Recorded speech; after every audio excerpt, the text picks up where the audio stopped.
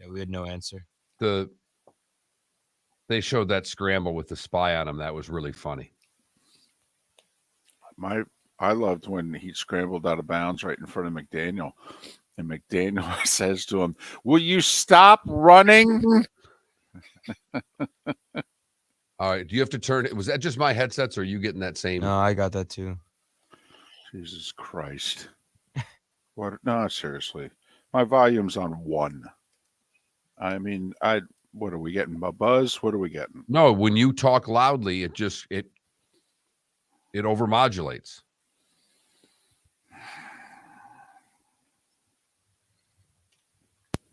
How's that? That sounds better.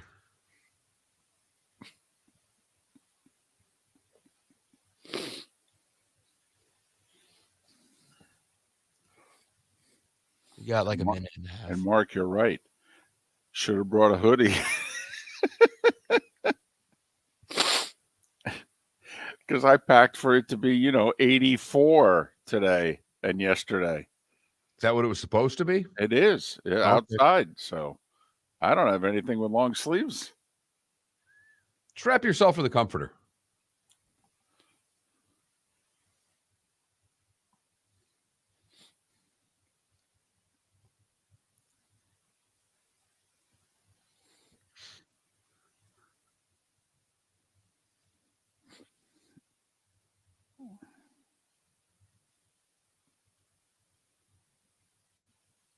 One minute.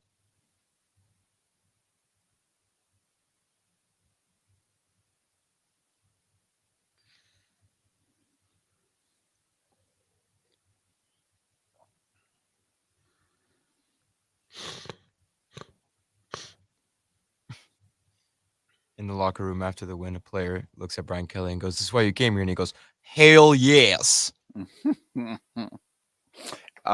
As soon as they scored, I was sitting with a bunch of guys, and I said, "He can talk in any damn accent he wants." I thought the same thing. Can't coach. Oh, God. He should be coaching the Bears or the Lions. Here we go.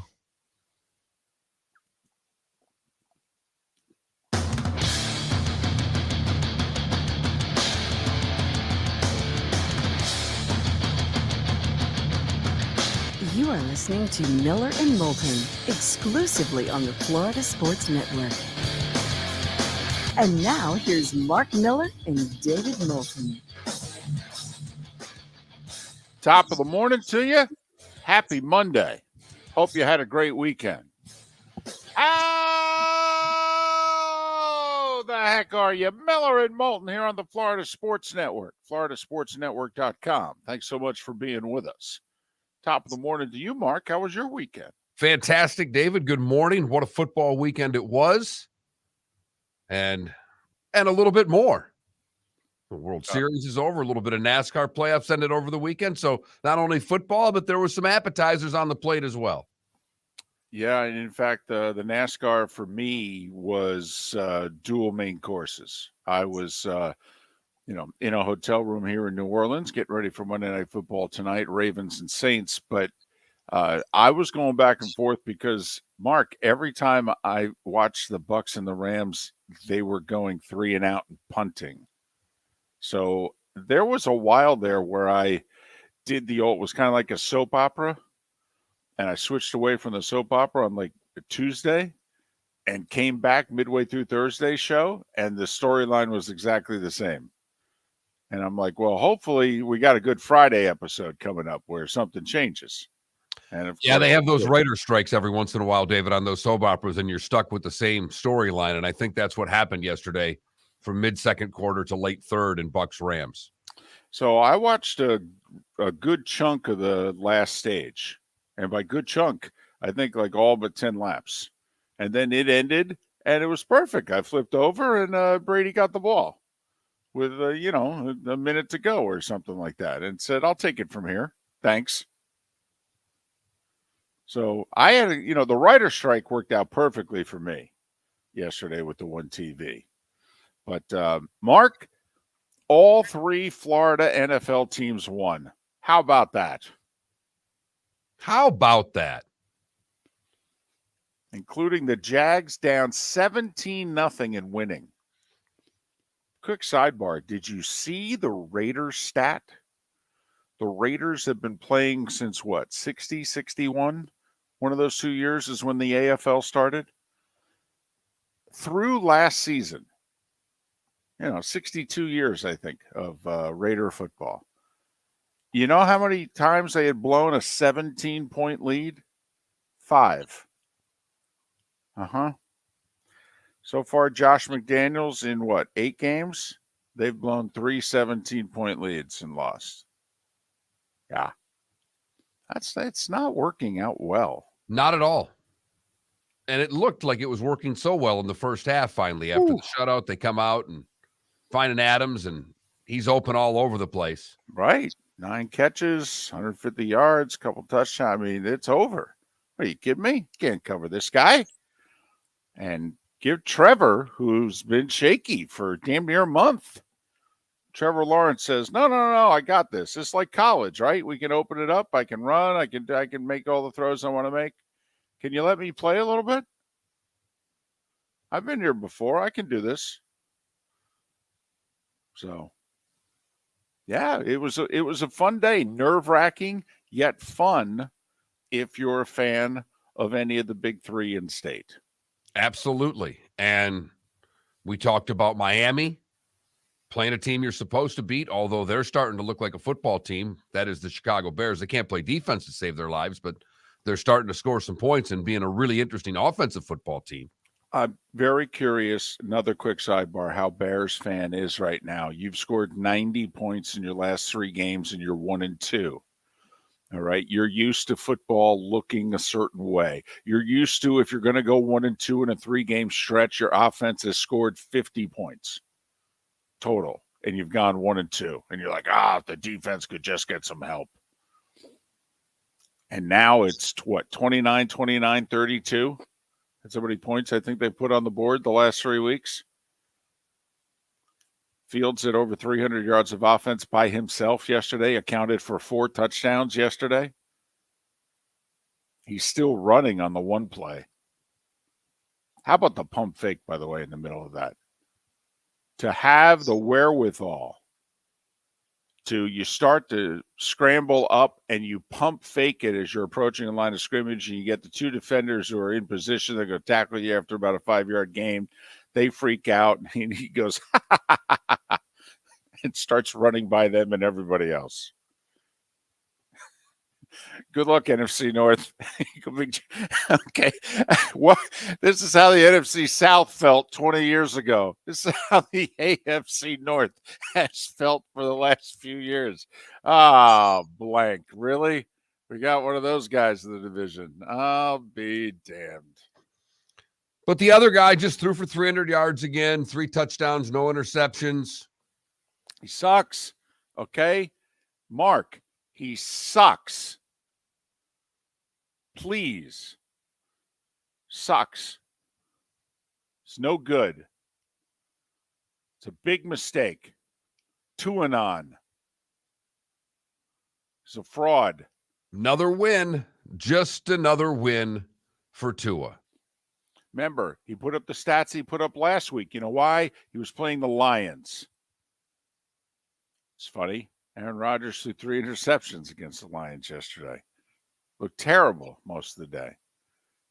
Okay? Same field, by the way. Dome and everything. Yep. Mark, he sucks, okay? Sucks. And that Tyreek Hill trade, they gave up way too much money. Way too many draft picks. Desperation move. The team always trying to win the press conference. You want Dolphin season tickets for the next few years? I don't know. Seems like, put it this way, for the however many people who have Kane season tickets, I'll make you a trade. How about you spend that money on the Dolphins? What do you say? Oh. Oh. I think that's an official oofta. Oofta. Wow. It's the same thing in reverse 2 years ago, remember? Norvell's got COVID, doesn't even make the game. first year, I think, he sends his team down there. They get whooped. What was it? Damn near the same score. I mean, that's how quickly things can change in college football. What is going on in Coral Gables? Well, I think it's pretty clear they've quit on that. They have all quit. Oh, my goodness. Hey, I have an idea. The 30 guys that are going to transfer, all right, here's a crazy idea. Why don't you just all go to South Florida? Because they got a new coach, and they're looking for players. You want PT? You want to play Division I? Hey, you're playing Alabama next year at home. Okay, transfer to South Florida. They could use you. You'll play. They're calling the Hurricanes the University of Coral Gables now. Hey, speaking of South Florida, who fired their coach last night, I have a nomination for poll question of the day. If you're South Florida, all right, which of these three guys do you hire? Dan Mullen, Scott Frost, Manny Diaz. Have all been in the state recently. All had various degrees of success.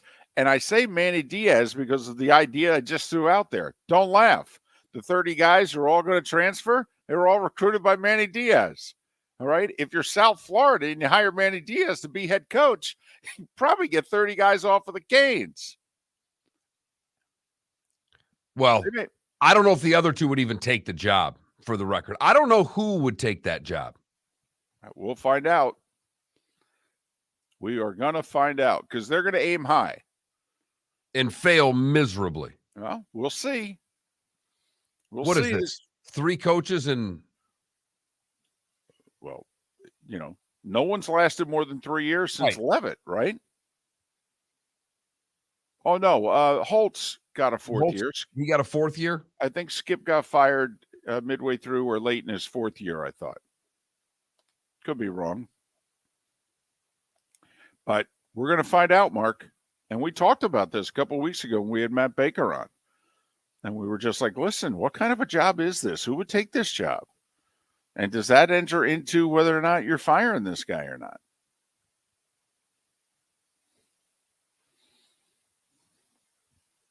But a lot on our plate from the weekend. Yes, there is. And we haven't even mentioned the Gators with a nice win. Yeah, which had to have. Apparently half of A&M's team was out with the flu, but you got to have it. Got to get it. Doesn't matter. Their defense had played pretty well this year. It hadn't, so they scored a bunch of points. That was nice to see. UCF, nice win. After getting ranked. Big showdown this week, Mark.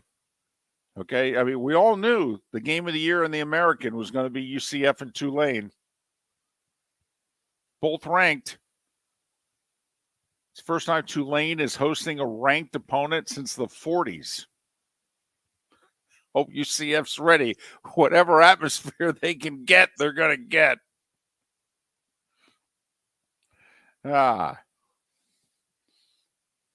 So just a little bit of what happened in the state. That doesn't even get us to the national picture in college, in which the Dogs just took it to the Vols. Showed them what defense and physicality was all about. Showed them what a home field advantage was all about. As much as Rocky Top was great against Alabama, in between the hedges was an SOB to the Vols. That place was loud. I did turn to Gary midway through the game and said, now these Tennessee players know what Alabama was going through 3 weeks ago, because this is loud. And Mark, when the head coach talks to the fan base early in the week, when he goes to the podium and says, hey, listen to me, this is what I need out of you this week.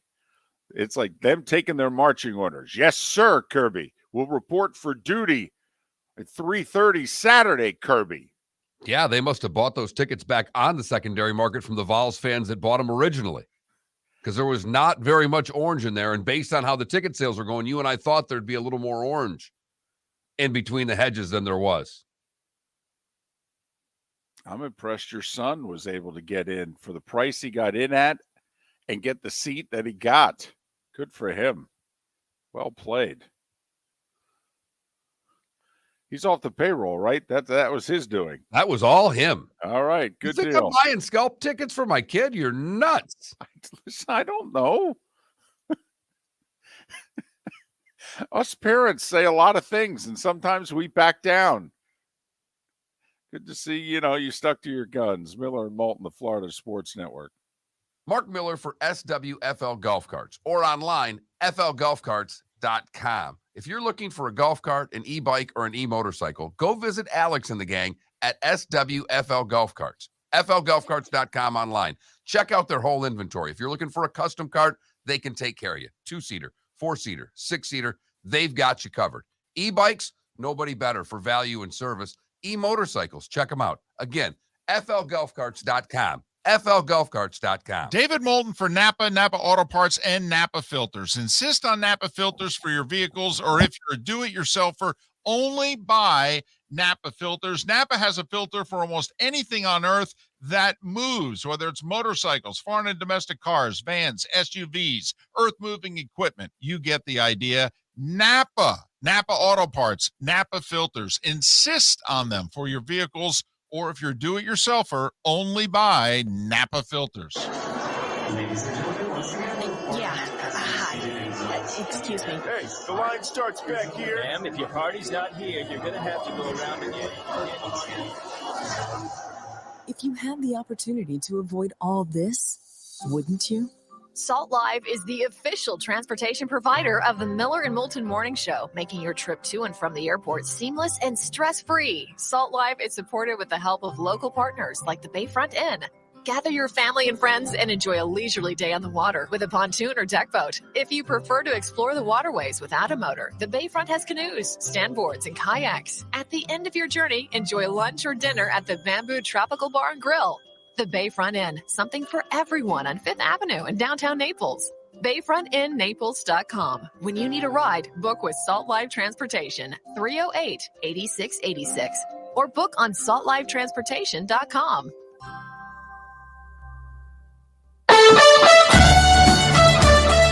You are listening to Miller and Moulton on the Florida Sports Network.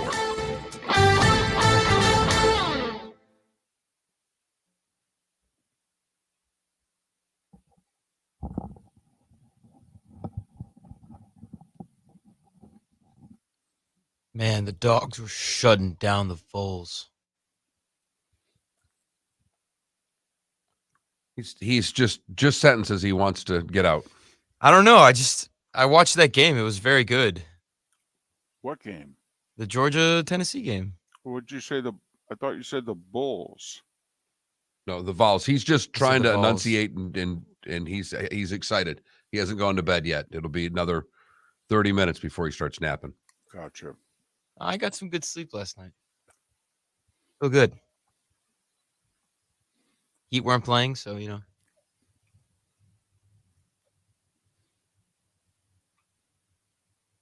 I love how Cooper Kupp accounted for 127 of Matthew Stafford's 165 yards.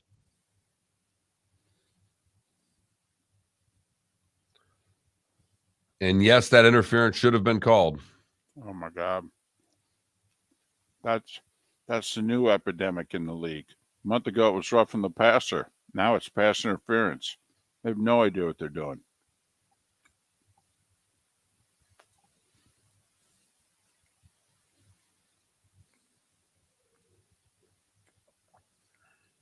See, everybody that was worried about TCU, it's all fine. Yeah, Win the rest of your games. they'll be in. Exactly. Yeah, they're going to go from 7 to 4. Exactly. And 2 and 3 are in the same conference and going to play one another. Right. They're fine. All right. The question is whether Tennessee is going to be 5 tomorrow. LSU 6. I don't think so.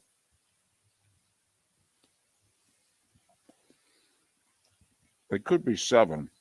I think Oregon's going to be the consensus 6. How funny is that? somebody posted a funny thing. They said, imagine this Final Four: Georgia, Michigan, Tennessee, Oregon. It'll be Georgia and 3 teams whose last loss was to Georgia. Well,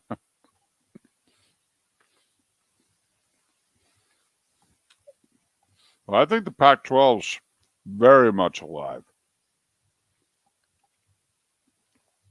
Got 3 teams in the top 10, and I think they'll be in the top 10 tomorrow.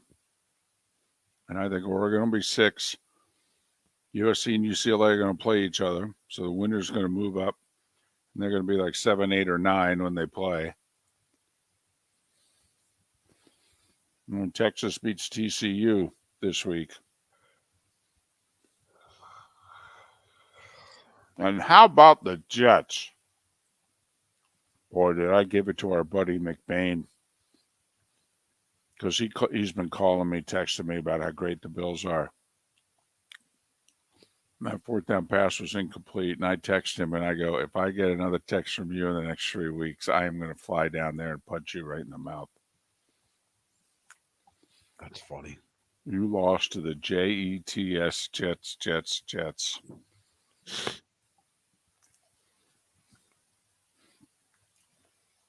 He's like, bring it. I deserve it. Pathetic. How about those Jets? These are the best kind of seasons. Honestly, that schedule came out, first 9, 10 games for the Jets. I thought they'd be underdogs in every game.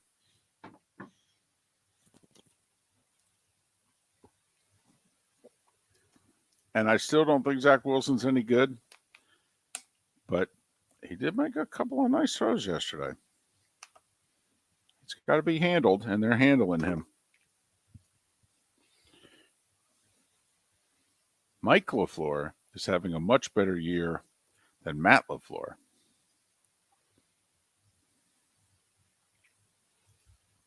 Uh, 25 seconds. How about that moment between Brady and Leftwich on the sidelines? They fell in love again. Yeah, before the game started, if you had asked me, hey, I'm going to give you one play, and if you're successful on that one play, you beat Alabama, I'm taking that 100 times out of 100. Here we go.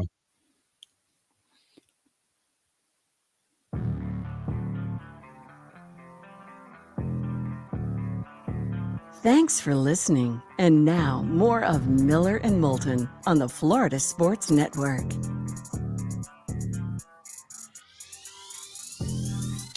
21 minutes past the hour. Miller and Moulton, Florida Sports Network. FloridaSportsNetwork.com. We've got a lot of fired up people in the Twitch chat room. Don't know what the text line is like, Mark. FSN Radio, all one word. FSN Radio. And if you've never texted before, send that keyword to 21,000, 21000. That gets you through the security gate. Your name's on the list. You could show up. You could pick up packages. You could come in. You could visit us, the whole deal. You're through. FSN Radio to 21,000. Right, Mark? Pick up packages? Well, you know, you had that was more for you. I'm I know sometimes you're making sure that I'm paying attention over here, and I was paying attention. Right. Well, you do the same to me, you know. I mean, I spend as much quality time with you during the week as I do my wife. So, you know, I mean, and I, you know, occasionally don't pay attention to her either. You know, I mean, that's how you stay married for 26 plus years. So there you go. Just know you had an experience recently, you know, security gates, packages, you know, I just thought I'd throw that in. Sometimes the gatekeeper's there, sometimes they're not, David. Exactly. Sometimes they're really, you know, sticking to the dotting of the I's and crossing the T's on their job. And sometimes they're like, you got a nuclear bomb in the trunk? Yeah, go right through, make a right. So anyway, but the Twitch chat room, a lot of happy fans, whether it be Florida State, Dolphins, and of course, Adam with his, you know, beloved Jags. We got the Jets fans coming out of the woodwork. Got Bears fans happy. They think they have a quarterback and he's exciting at least. And got a few LSU fans. I mean, let's be honest. That was big. That was exciting. That was fun. That was awesome. It's what you and I have been asking for next to ever. When you're the underdog in a game and you're given an opportunity to make one play from 2 yards away to win a football game, we believe all coaches would sign up for that ahead of the game. And when push comes to shove, they don't do it. Brian Kelly did it. And he literally used word for word Miller and Moulton reasoning that we have been saying for over a decade together.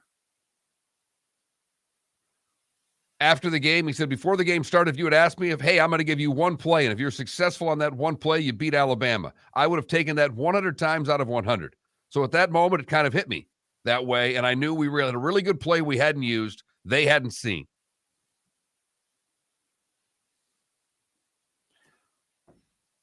His post-game interview with Holly Rowe was outstanding. We asked for 6 seconds of truth. He gave Holly a minute and a half of who he is, what was in his heart, what was in his head. And she was phenomenal with absolute madness around her on the field.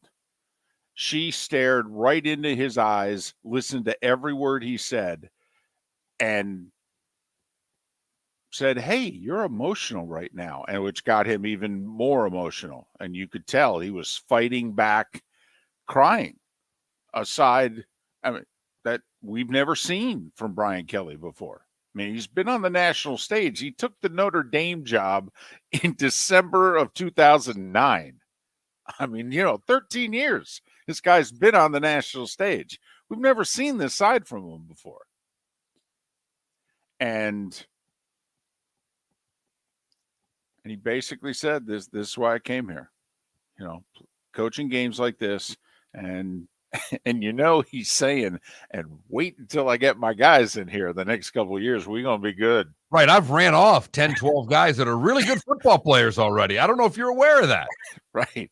I have 2 tackles that are starting that are both true freshmen. Right.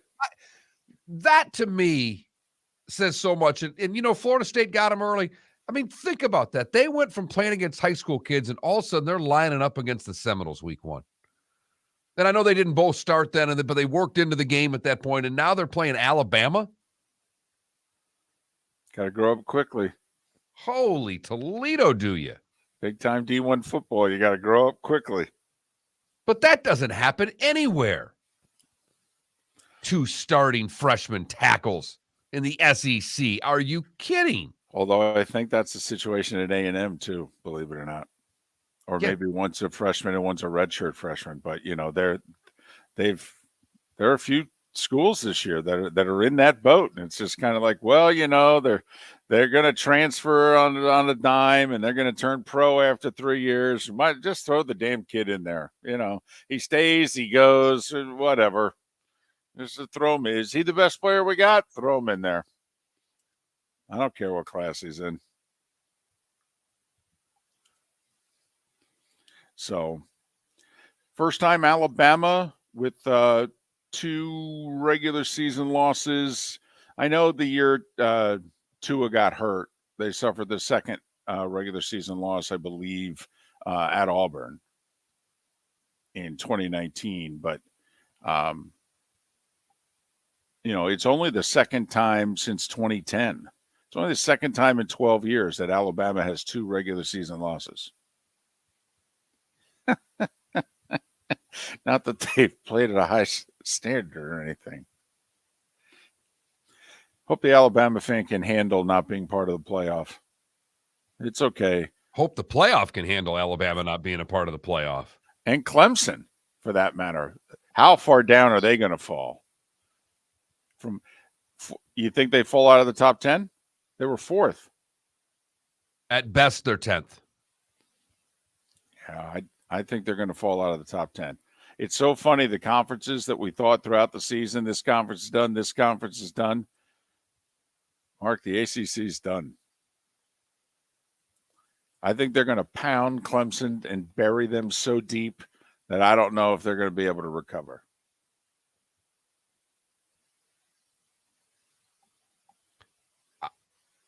I don't think they have a chance to recover this late in getting beat. They'll put them, even if they put them at 10, they'll hold that against them. And they'll hold the ACC against them. I think you're 100% spot on, David. I do think the Pac-12, though, is very much alive. They got 3 teams in the top 10. I don't think Oregon and USC play each other during the regular season. So in theory, that's a conference championship game. If UCLA happens to win the showdown with USC, then it's a rematch. I think the Pac-12 is still in play. Don't get me wrong. I'm a little surprised. I thought you were right. Thought I was right in September. I thought you were right in October. Right now, early November, I think I'm right. But then again, based on what just happened last Saturday, heck, this whole thing could change. Just give it till midnight. TCU had a really good weekend. They did. A really good weekend. Now, they still have to navigate the rest of their schedule. Right. Which is going to be a chore.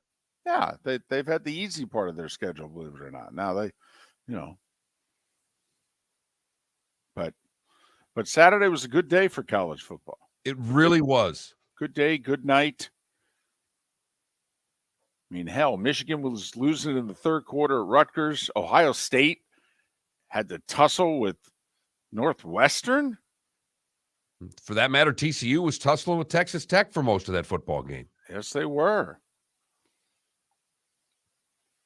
And you know what? Remember college basketball about 10 years ago? We had the just storming the court. Well, this is the year of storming the field. They're storming it everywhere.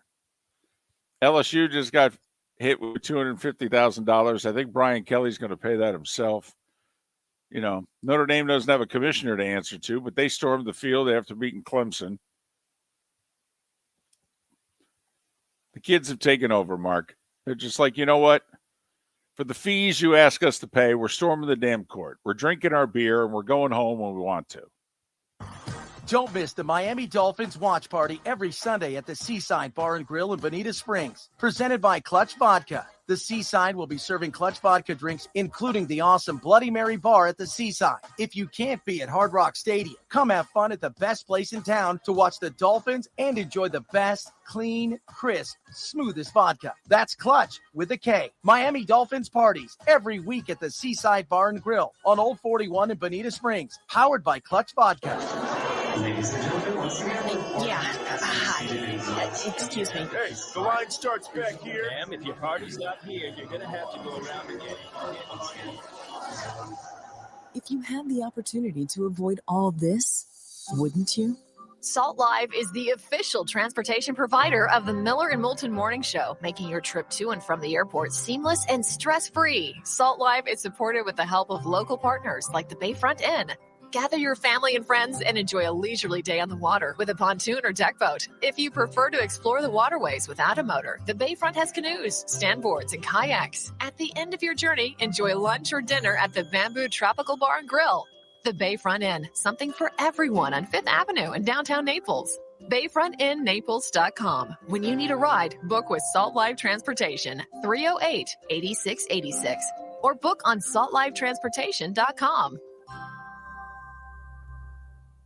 Mark Miller for SWFL Golf Carts or online, flgolfcarts.com. If you're looking for a golf cart, an e-bike, or an e-motorcycle, go visit Alex and the gang at SWFL Golf Carts. flgolfcarts.com online. Check out their whole inventory. If you're looking for a custom cart, they can take care of you. 2-seater, 4-seater, 6-seater, they've got you covered. E-bikes, nobody better for value and service. E-motorcycles, check them out. Again, flgolfcarts.com. flgolfcarts.com. You were listening to Miller and Moulton on the Florida Sports Network.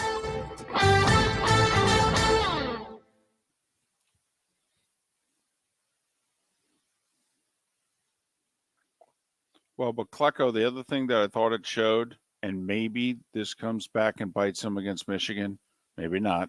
Maybe this comes back and bites them in the playoff. Ohio State cannot run the ball when they really need to run the ball. I mean, unless they've got a defense that is just whooped in the fourth quarter, Ohio State has trouble running the ball. And I thought that was also a little bit on display against Northwestern, that they are very much a passing offense.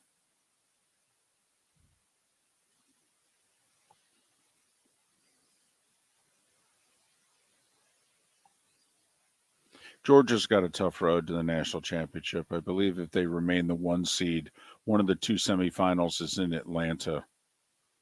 So it's going to be really tough. It'll be really tough for the Dogs.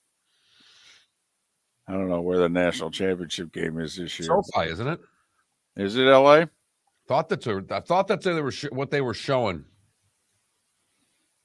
Oh man, Dogs fans will love that. I mean, they'll hate everything about Los Angeles, but they'll love that stadium. They'll look around and go, "Oh wow, this is cool." SoFi.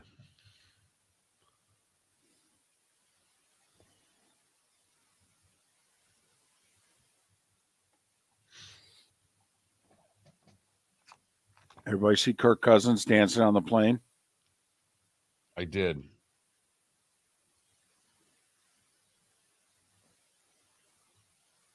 Klecko, does Auburn offer Hugh the job?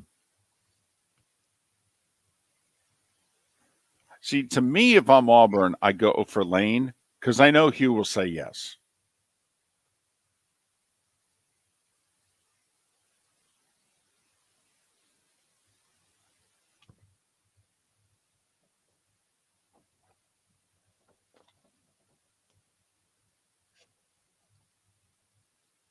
Well, I didn't say he can't run. I said they can't run. And come on, it is Ohio State. They have more than one tailback. Yeah, I know. Nothing says college football like SoFi. That's dadgum good point.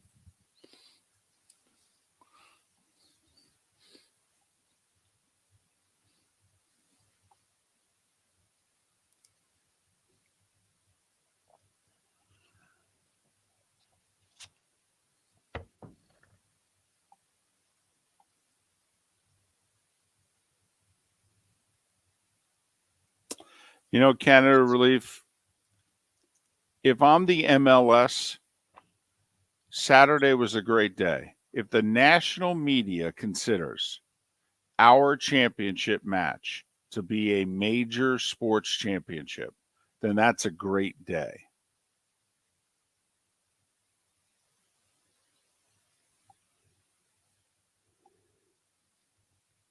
Yeah, how about Sparty? What the hell? Where'd that come from? Suspend 4 more guys then. That's what I do. Did I take Nebraska again? Yes, I did. They covered for me. What'd you do this week? 3-3-1. I got Nebraska, LSU, and Florida State right.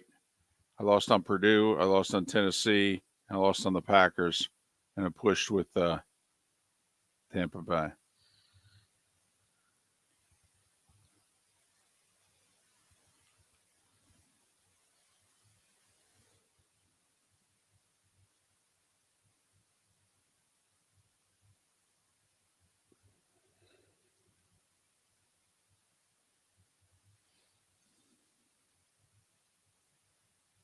$20 seconds.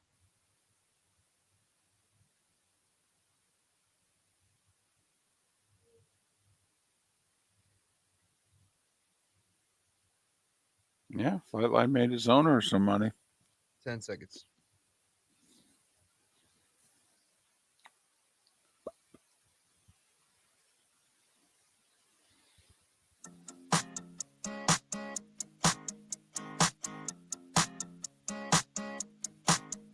You're listening to Miller and Moulton, exclusively on the Florida Sports Network. 22 minutes before the hour. By the way, David Samson is joining us in an hour. Normally, he joins us on Tuesdays at around 7:35, but he's going to join us today. He's traveling tomorrow. So I just asked him, I go, well, does Monday work? He goes, well, Monday would be perfect. So I think he's recording his Nothing Personal podcast as we speak, and then he'll join us 1 hour from now.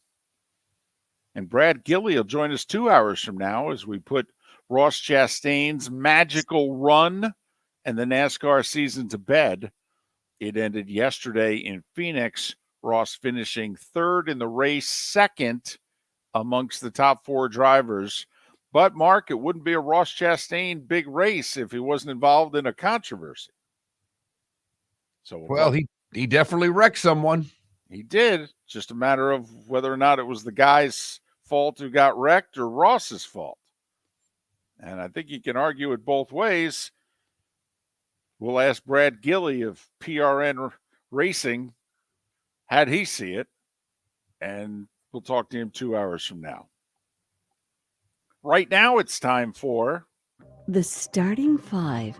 5 stories you need to know. It's the Starting Five on Miller and Moulton. Here's number 1. I got to admit, listen, I'm a Brady guy. I'm not in the tank for him, but I like him a lot. When he got the ball back, they were not going to win the game. I didn't think so. I just said, they just don't have it in them.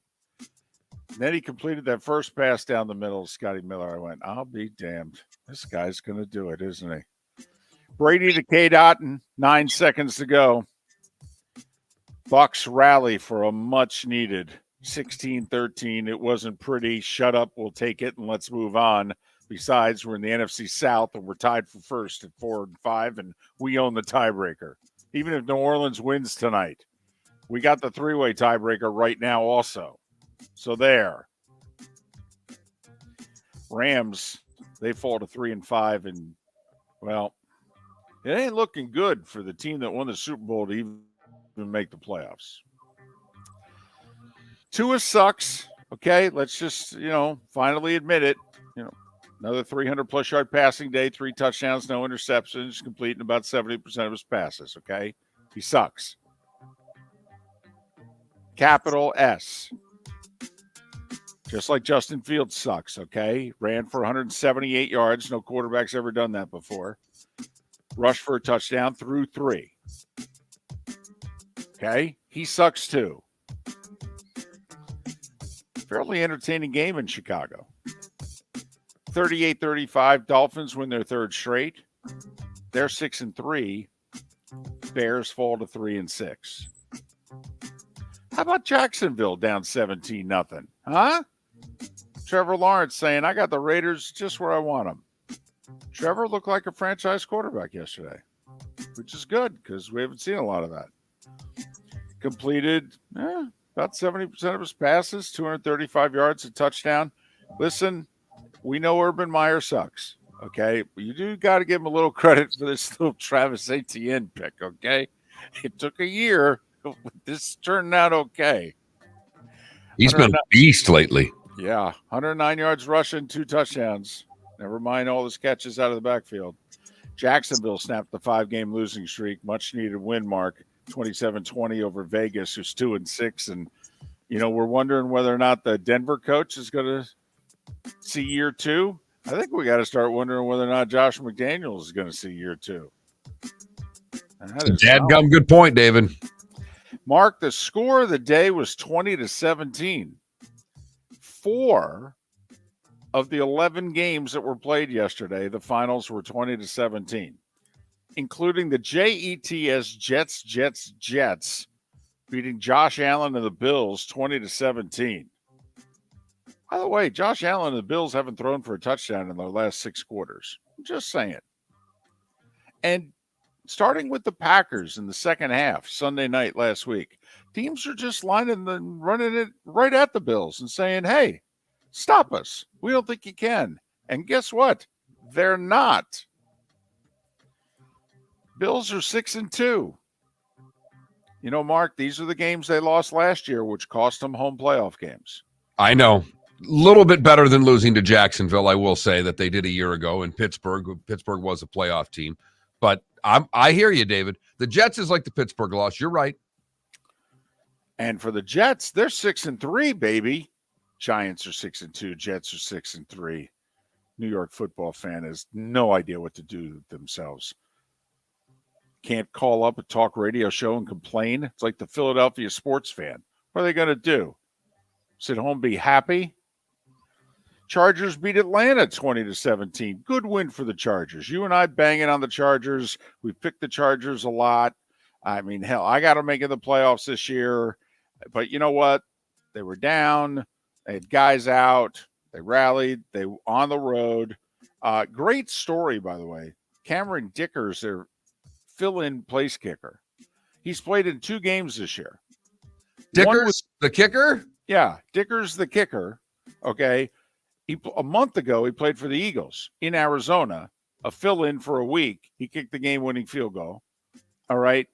He said he was on his way to a Carrie Underwood concert with his girlfriend. All right. When he got the girlfriend or wife, when he got the phone call from the Chargers saying, hey, we're going to need you to kick for us.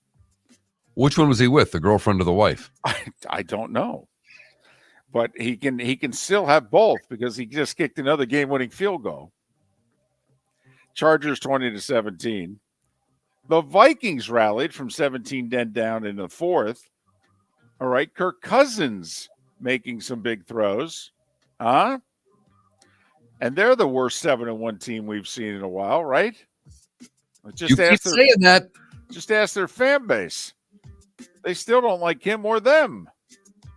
They beat Washington 20-17. And last night, if you didn't stay up and watch, Patrick Mahomes with 10 minutes to go said, okay, I'll take it from here. And he single-handedly rallied the Chiefs, who were down 17-9, to a 20-17 overtime win over the Titans, snapping their 5-game winning streak.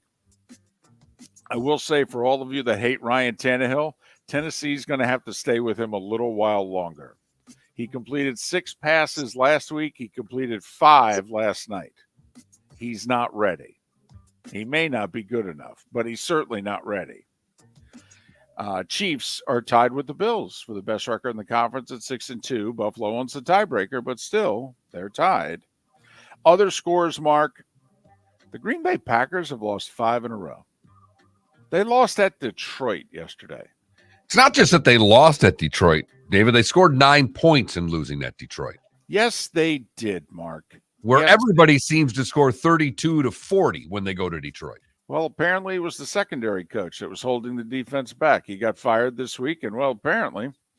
Anyway. 3 times after that. Yeah, Lions snapped a 5-game losing streak with the 15-9 win. Cincinnati was a little disappointed in themselves in their Monday night performance against the Browns because they scored 5 first-half touchdowns against Carolina. Well, wait a minute. Joe Mixon just ran for another touchdown. Yes, he did. 42-21 Bengals will be interesting in Carolina. Baker Mayfield came in off the bench in the second half and threw 2 touchdowns and looked decent. So do they stay with P.J. Walker or do they go back to Baker? I only mention that for fantasy reasons. Patriots sacked Sam Ehlinger 9 times. I'm glad they made the move to Ehlinger, Mark, because of his mobility. Remember, that was the reason they made the move from Matt Ryan. 26-3 Patriots, who are 5-4. Just got to mention that. In the toughest division in football, David. That's the last place 5-4 Patriots. The Patriots and Bengals are both 5-4. They would both miss the playoffs if the playoffs started today because the Chargers at 5-3 have the 7 seed. But just the Patriots are looming. Patriots-Jets this weekend, by the way. Geno Smith in Seattle just keep on keeping on. 31-21 over the Cardinals. Seahawks have won 4 straight. They're 6-3. Here's the stat of the day, Mark. Kingsbury has coached 29 home games in Arizona. 29 home games. They're 10-19. That's tough to keep your job when you're winning 1 out of every 3 home games. Just saying. Tonight, Monday Night Football, Ravens slight favorite in New Orleans against the Saints. It's Andy Dalton and Lamar Jackson. College football, Georgia got all but 3 votes between the AP and the coaches poll. Ohio State got the 1 vote in the AP poll that Georgia didn't get. Michigan got the 2 votes in the coaches poll that Georgia didn't get. Both agreed on the consensus top 6 in order: Georgia, Ohio State, Michigan, TCU, Tennessee, Oregon. I do think that's the 6 that the committee will spit out in that order come Tuesday night. Clemson dropped all the way to 12 in both polls, if you're curious, and whether the committee will treat them the same. NASCAR, Joey Logano. He was dominant yesterday. Great year for Penske Racing. They won the IndyCar title, and they won NASCAR. No car owner's ever done that before. Logano, the winner, led most of the laps. Ross Chastain finished 3rd, and Phoenix has not been a good track for him, so he finished 2nd overall. He and Chase Elliott got into one another on a restart. Chase was in front of him. Ross down low. Chase tried to cut him off. Their cars clipped. Chase wrecked. Whose fault is it? Depends on who you talk to. Chase Elliott wouldn't answer a question about it live on national television after the race. Safe to say whose fault he thinks it was. Correct. Christopher Bell finished 3rd in the championship. He races for Joe Gibbs Racing. They had a tragedy in which co-owner of Joe Gibbs Racing, Co Gibbs, died in his sleep at 49 after his son had won the Xfinity Series Saturday.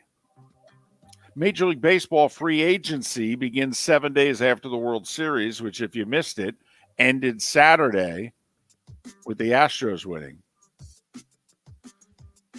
Mets signed Edwin Diaz to a 5-year, $102 million deal. That's now the highest deal that a reliever's ever gotten, a little over $20 million a year. Mark, do you know the college basketball season begins today and tonight? Sounds about right. All 10 Florida Division I schools are in action tonight. Stony Brook's at Florida, the debut of their new coach. Jacksonville's at Duke, which is John Shire's first game as Duke coach. North Florida's at Gonzaga. FGCU's at USC. They go against their old coach from their Dunk City run 10 years ago, Andy Enfield. And Stetson's at Florida State. A couple of the interesting matchups. NBA, 4 games yesterday. Cleveland beat the Lakers in Los Angeles by 14. Times have changed. Chicago lost to Toronto by 9. Memphis beat Washington by 6. And how about those Utah Jazz? They're tanking, right? They are completely tanking. I think they're 8-3. They beat the Clippers in Los Angeles 110-102. Both the Magic and Heat are in action at home tonight. Oh, man, I forgot to fill in the score. All right. I forgot to fill in the Florida Panthers score. All right. They beat Anaheim 5-3. Whew. Mark, your Wings beat the Rangers in overtime at the Garden 3-2. And Toronto beat Carolina 3-1. In golf, Russell Henley won at Mayakoba. And in sad news in the golf world over the weekend, Dow Finsterwald died at 93. I believe he was the oldest major winner in golf. He won the PGA the first time it went to stroke play back in, I believe, 58. And South Florida fired their football coach, Jeff Scott, last night. He was 4-28 in nearly 3 full years, 1-26 against Division 1A schools. 1-26. Yeah, he talked about all the times he covered. He was a favorite against Temple, and they got beat, 54-28 or something like that? Yeah, giving up 3 touchdowns in the fourth quarter. Right. Yep. Mm-hmm. So they fired him. Their Bulls are 1-8 this year. They also fired the defensive coordinator. You're gone, and you suck too. And that was the Starting 5 every weekday morning at this time on Miller and Moulton.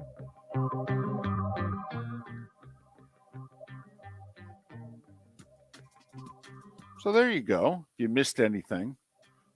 Hey, we got Astros in 6, right?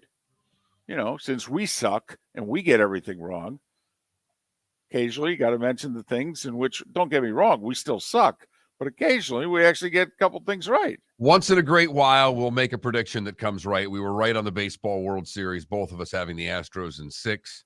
Yeah. Dusty gets his ring. Good for him. Absolutely. Miller and Moulton. Thanks for listening. David Samson in 38 minutes right here on the Florida Sports Network. Ladies and gentlemen, once again. Yeah. Hi. Excuse me. Hey, the line starts back here. Ma'am, if your party's not here, you're gonna have to go around again. If you had the opportunity to avoid all this, wouldn't you? Salt Live is the official transportation provider of the Miller and Moulton Morning Show, making your trip to and from the airport seamless and stress-free. Salt Live is supported with the help of local partners like the Bayfront Inn. Gather your family and friends and enjoy a leisurely day on the water with a pontoon or deck boat. If you prefer to explore the waterways without a motor, the Bayfront has canoes, standboards, and kayaks. At the end of your journey, enjoy lunch or dinner at the Bamboo Tropical Bar and Grill. The Bayfront Inn, something for everyone on 5th Avenue in downtown Naples. BayfrontInNaples.com. When you need a ride, book with Salt Live Transportation, 308-8686, or book on saltlivetransportation.com. David Moulton for Napa, Napa Auto Parts, and Napa Filters. Insist on Napa filters for your vehicles, or if you're a do-it-yourselfer, only buy Napa filters. Napa has a filter for almost anything on earth that moves, whether it's motorcycles, foreign and domestic cars, vans, SUVs, earth-moving equipment. You get the idea. Napa Auto Parts, Napa filters. Insist on them for your vehicles, or if you're do-it-yourselfer, only buy Napa filters. Mark Miller for SWFL Golf Carts, or online, flgolfcarts.com. If you're looking for a golf cart, an e-bike, or an e-motorcycle, go visit Alex and the gang at SWFL Golf Carts. flgolfcarts.com online. Check out their whole inventory. If you're looking for a custom cart, they can take care of you. 2-seater, 4-seater, 6-seater, they've got you covered. E-bikes, nobody better for value and service. E-motorcycles, check them out. Again, flgolfcarts.com. flgolfcarts.com. Miller and Moulton here for the Clutch Vodka Play of the Day. Mark, remember Nick Charles, Fred Hickman, the CNN Play of the Day? Yeah, CNN did a nightly sports show. That was a while ago. Yes, it was. Just work with me. Everyone liked the pod, the Play of the Day. So how about we have the Clutch Vodka Play of the Day? Sounds good. Fun. Smooth. Like Clutch Vodka. Listen weekday mornings for the Clutch Vodka Play of the Day. That's Clutch with a K. Golfers, are you bored of the same old driving range warm-up routine that's not getting you the results that you want on the course? Power up your golf swing by adding resistance bands to your range sessions with the Orange Whip Golf's Power Strap Kit. Featuring band attachments to your feet and hips, Power Strap resistance training will boost club head speed, increase power, improve flexibility, all with just a few swings. Buy a Power Strap Kit today. Go to orangewhipgolf.com and use code Miller10 to receive an additional 10% off the already great price of $119. You are listening to Miller and Moulton on the Florida Sports Network.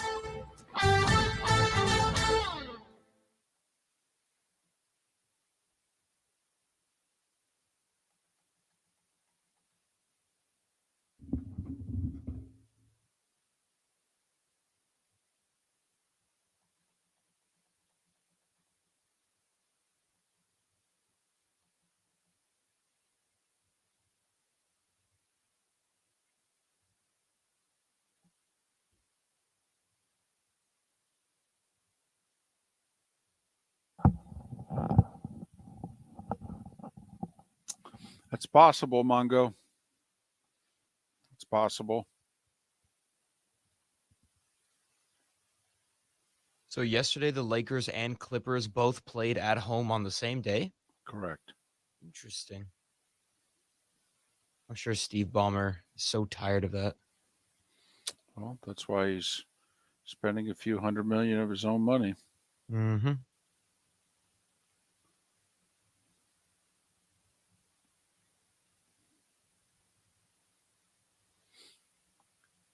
Well, KW, the two games that Bielema and Illinois have lost in the Big Ten this year, he did the same thing. Did the same thing in Indiana. Came back to bite him.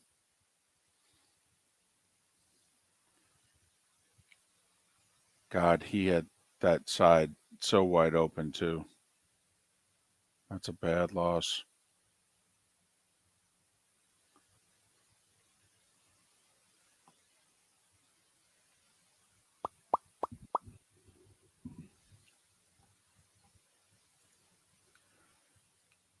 Mark, Twitch- my nomination for poll question is Dan Mullen, Scott Frost, Manny Diaz. Who would you hire? Or D, none of the above I like it. to be the South Florida football coach. My dad went to South Florida. He loves the Bulls. Do you like it? Yeah. Met some longtime friends, as one does in college. Yeah, KW Bielema was 1 of 6 on 4th down. 1 of 6.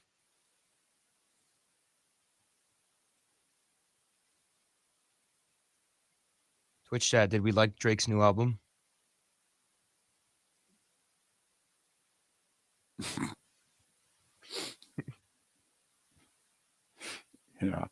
I think our audience is definitely the audience to ask that question to.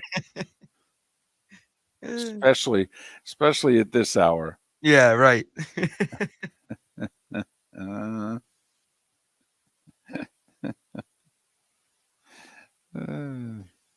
shot in the dark. Jake goes, who?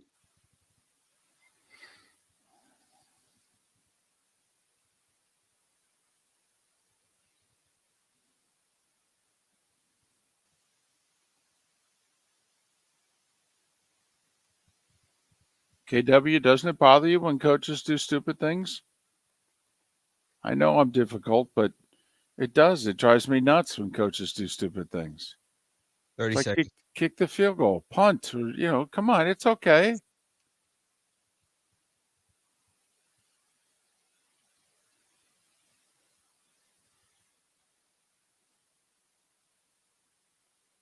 $15 seconds.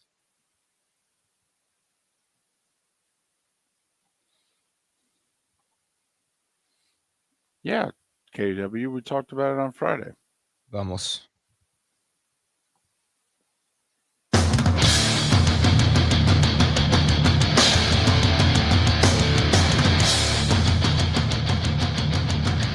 You are listening to Miller and Moulton, exclusively on the Florida Sports Network. And now, here's Mark Miller and David Moulton. Hour 2 of Miller and Moulton on this Monday. It is the first Monday of November. We still have Monday Night Football tonight. It's where I am, New Orleans. By the way, unseasonably warm in New Orleans. Temperatures could even reach mid-80s. Did yesterday, today, tomorrow. And apparently their normal temperature this time of year is like mid-70s. Apparently that's what they go back to on Wednesday. This weather on the twos, Mark, is brought to you by. So just, get you updated. Who's it brought to you by? Give me somebody. You can't do the whole weather and then throw a sponsor on it, not have a sponsor. So channel that I think it was WWL was one that I was watching last night. Flipping back and forth between that and the football game. And they've got the, weather in the car. They're driving around, I forget what they call it. Okay, mobile weather. Okay, they didn't call it weather mobile. That's what I was yelling at the TV. I saw the promo like 6 times. I'm like, well, call it weather mobile. All right, and it's brought to you by Nissan. Okay, so obviously they got the car for free. That's what I was thinking. It's kind of like a college basketball coach, and the small level D1 school does the deal with the local dealer, and it's like, here you go. Can you trade us out like 3 cars? Can that be the deal? I could trade for a car right now. We could make that deal. Well, okay. Would Nissan be okay? I mean, that's with me. It's just, and when you go, we'll sell it Sportsmobile. Is it okay if you call it the Sportsmobile? That's perfect. Make it look like a NASCAR vehicle as far as I'm concerned. You may have to occasionally, walk around with the Nissan golf shirt on, though. Fine. All right. I'm in.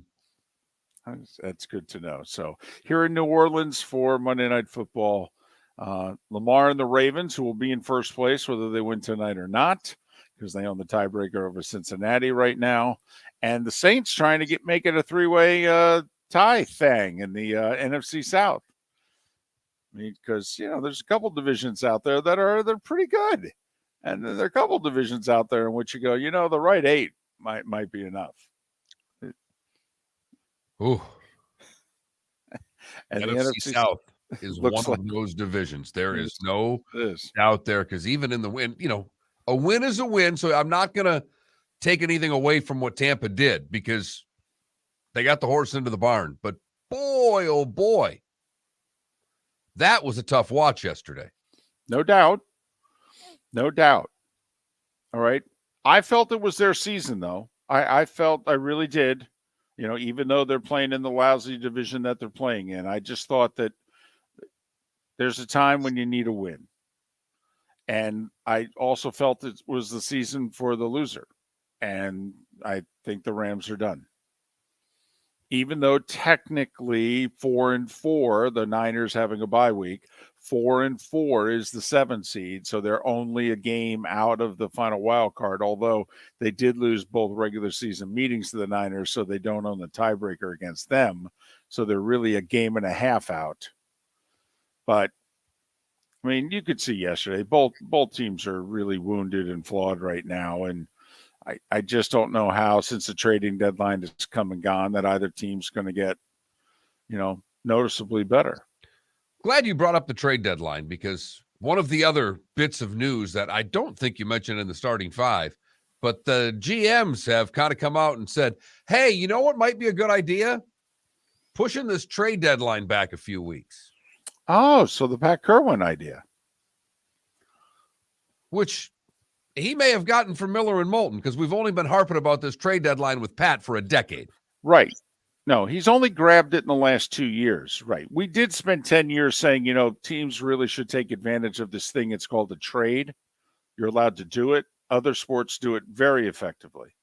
And he kind of patted us on the head and the whole deal. But now that he's embracing, the whole trade deadline thing, he said, well, okay, guys, if you want to do this, I think it's too early.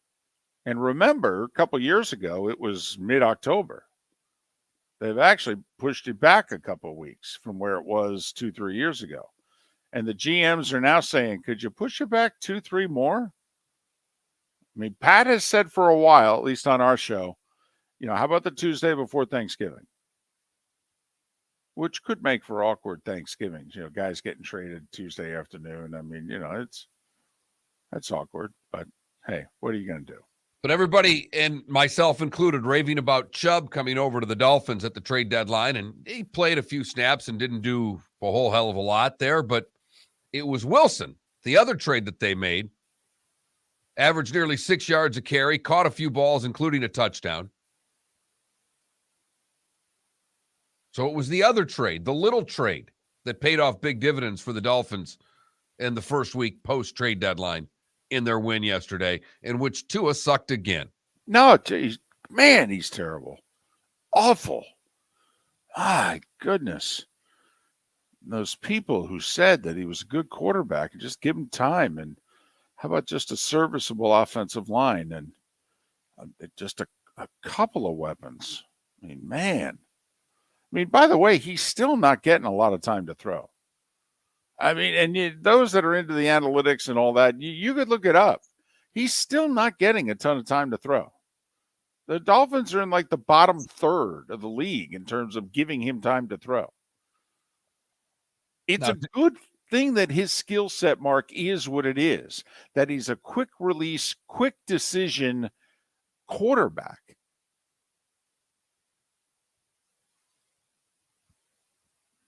But he sucks.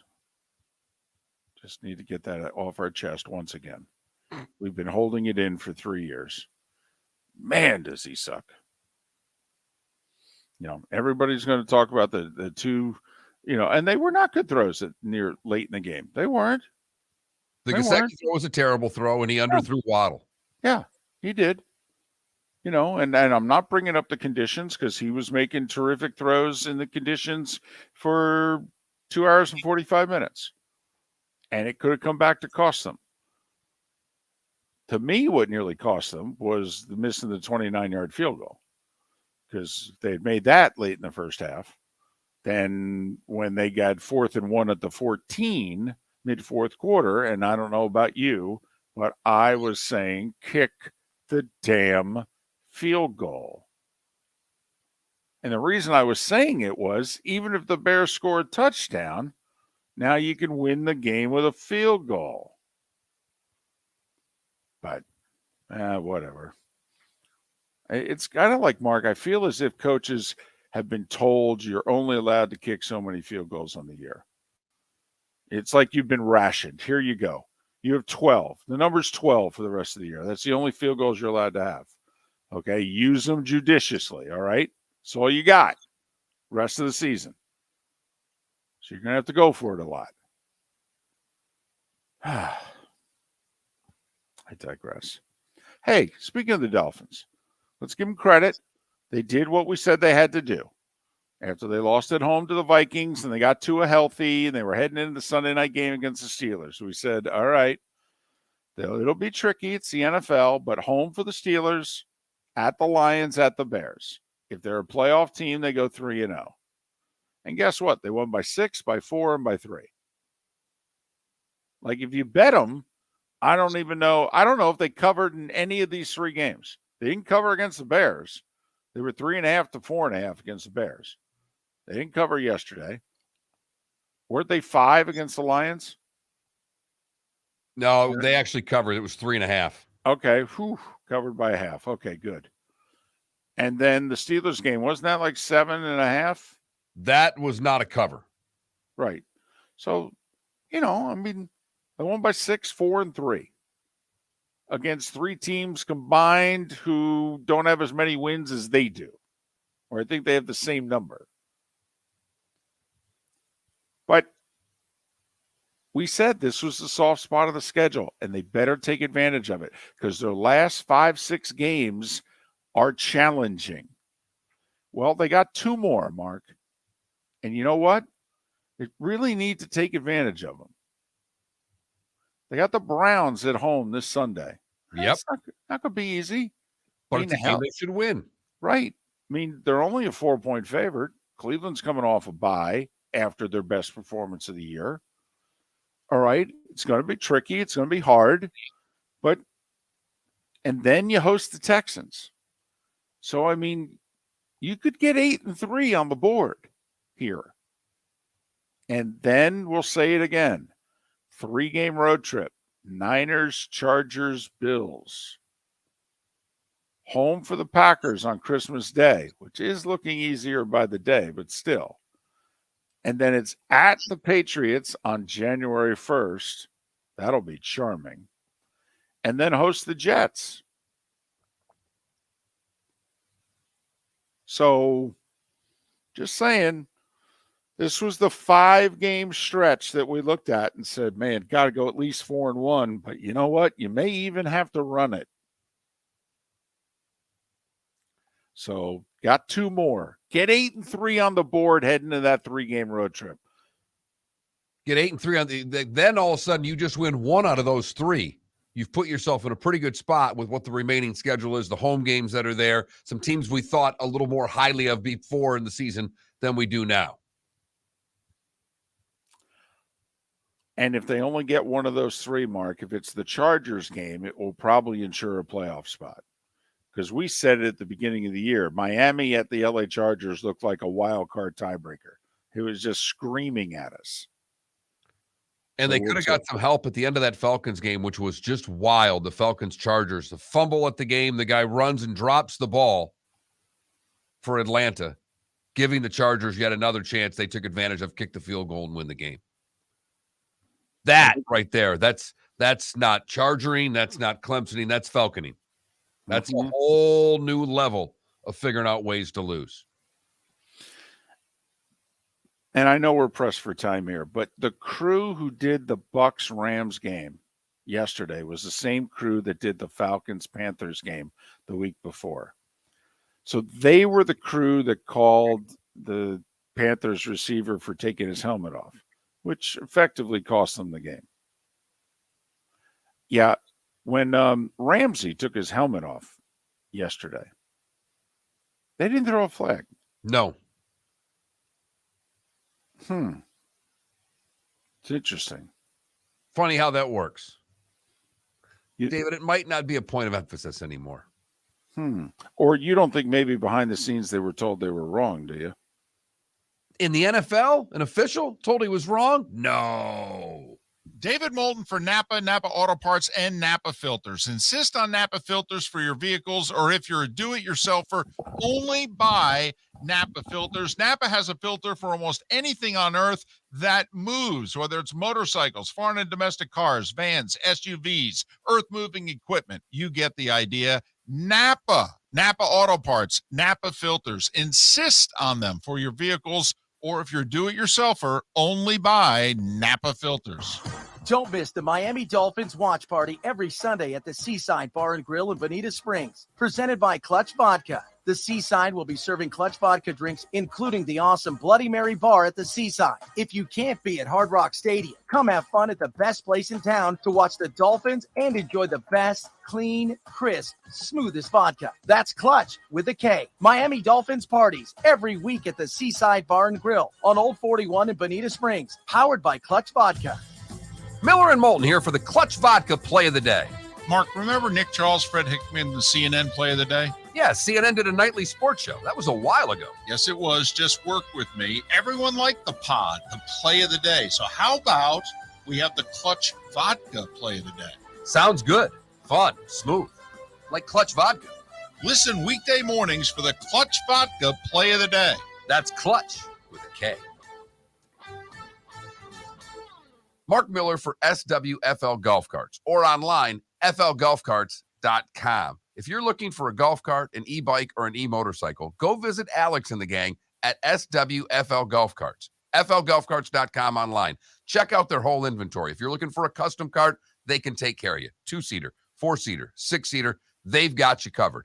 E-bikes, nobody better for value and service. E-motorcycles, check them out. Again, flgolfcarts.com. flgolfcarts.com. You were listening to Miller and Moulton on the Florida Sports Network.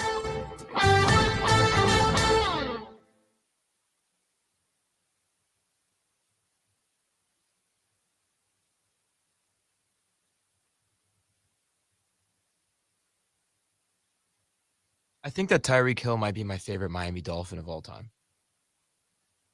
It's been 9 games. 8 games.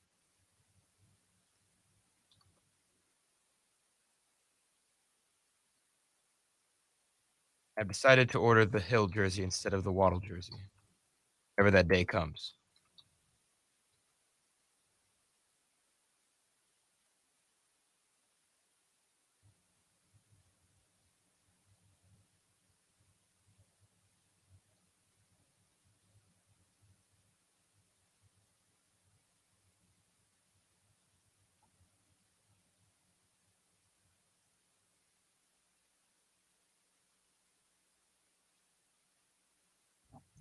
Rob, who are you talking about? I'm really curious if you're talking about us, Rob, because we're tongue-in-cheek on Tua. We're the 2 biggest Tua supporters on the planet.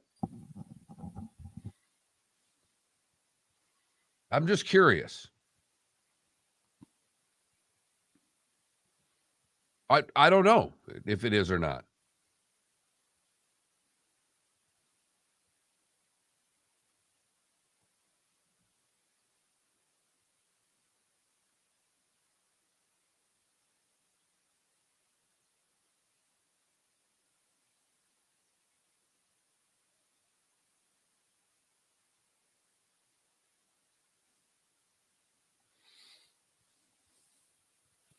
Well, I got the room up to 65 now.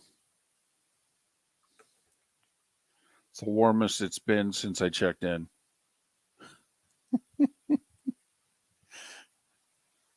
I will say most hotel rooms are between like 65 and 68.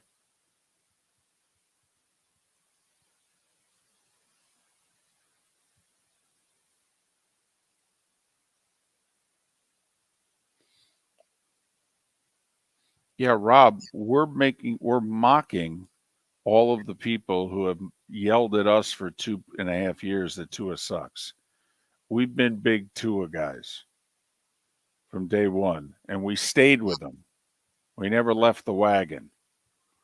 So when we say Tua sucks, we're mocking all the He's just a people. troll. Just don't pay any attention to him. Gotcha.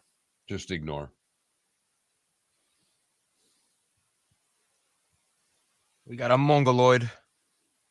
I do, Watson. I've answered you every week. Yeah. Yeah. We're not even through year one yet. Okay. I don't think he's a great game day coach, but he's a great recruiter. And I think with their NIL situation, I think he will get them the talent that they need. Now, he may need some help for 3 hours 4 hours every Saturday, but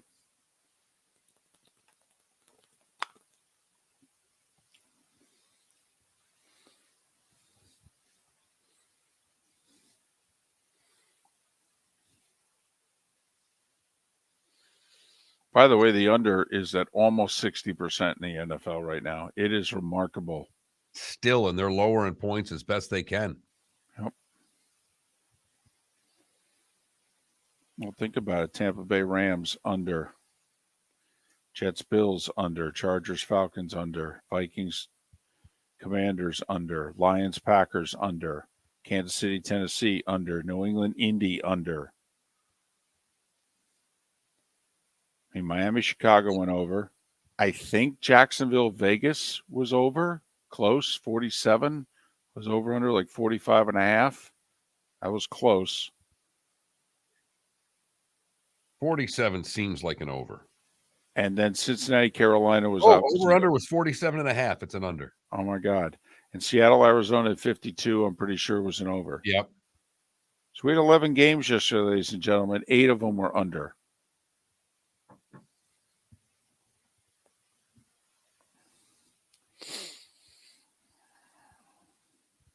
Here we go.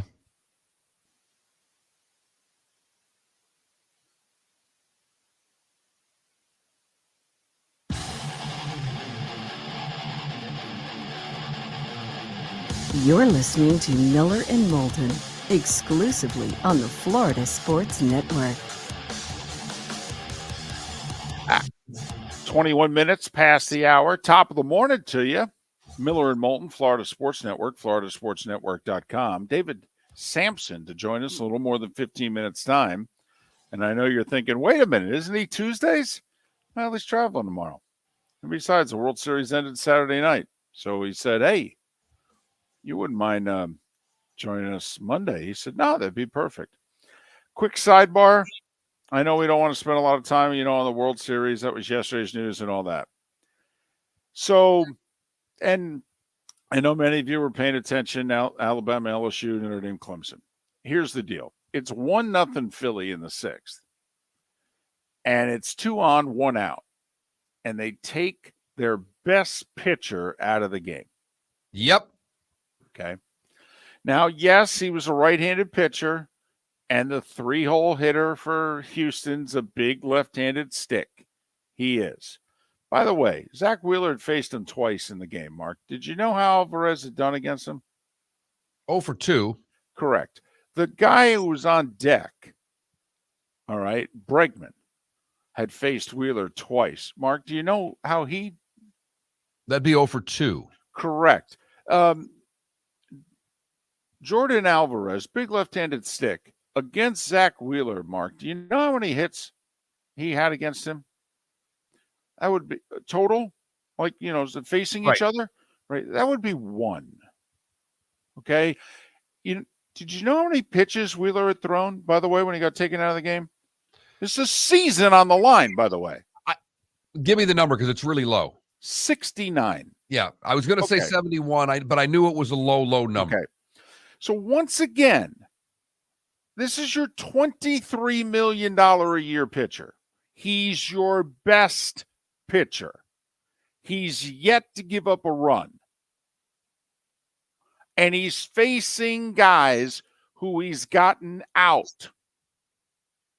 He's not a guy that you worry about third time through the lineup. Yeah, sure, his numbers are better the first 2 times through the lineup. Every starting pitcher's numbers are better before the 7th inning. Come on now. Figure it out. But when they took him out, I thought to myself, this is a mistake. I didn't think it was as egregious as Blake Snell, but it was the exact same moment of the game, by the way, with the exact same score when they took Blake Snell out in the 6th inning against the Dodgers in 2020. 1 out. The difference was there was 2 on for Houston when there was only 1 on for the Dodgers. 5 1/3 innings, Blake Snell, no runs, 2 hits. 5 1/3 innings, Zach Wheeler, I think it was no runs, 3 or 4 hits. Well, and I'd like the manager to explain to me when he said after the game, I just like the matchup better. The guy's had 1 hit against Wheeler in his career. It's your best pitcher. How could you like the matchup better, David? That's all. I yelled out loud. Thank you. I did too. Your best pitcher, by the way, on 5-6 days rest, remember they had a rain out. It was actually 6 days rest. Zach Wheeler's pitching that game until his arm falls off. I mean, literally, we spent $120 million on this guy. For this, he's our best pitcher. I mean, I'm sorry. This is Brian Kelly saying, I got 1 play from the 2.5-yard line to beat Alabama. I'm going to take it every time. It's Zach Wheeler. This is what Dusty Baker said in Game 5, by the way. Hey, why'd you stick with Verlander? He was struggling. And he looked at everybody and goes, he's Justin Verlander. He's my best option. Until he proves he's not my best option, he's my best option. It's like, now you and I disagreed on the no-hitter, okay, in Game 4. But my feeling was that kid for Houston stayed out there until he gave up a hit. I don't care what his pitch count is. He's got to give up a hit for me to take him out of the game. Now, it obviously worked out. The 3 relievers came in and shut him down. But I would have left him in until he gave up a hit. I would have left Zach Wheeler in until they at least tied the damn game. Sorry. I don't know if any Phillies fans felt the same way, but that's where we are. It's 2022 baseball. That's what I was thinking watching the rest of the game, going, boy, this is baseball now. I mean, much as you and I might not like it, David, the game was right there in front of us of what today's game is.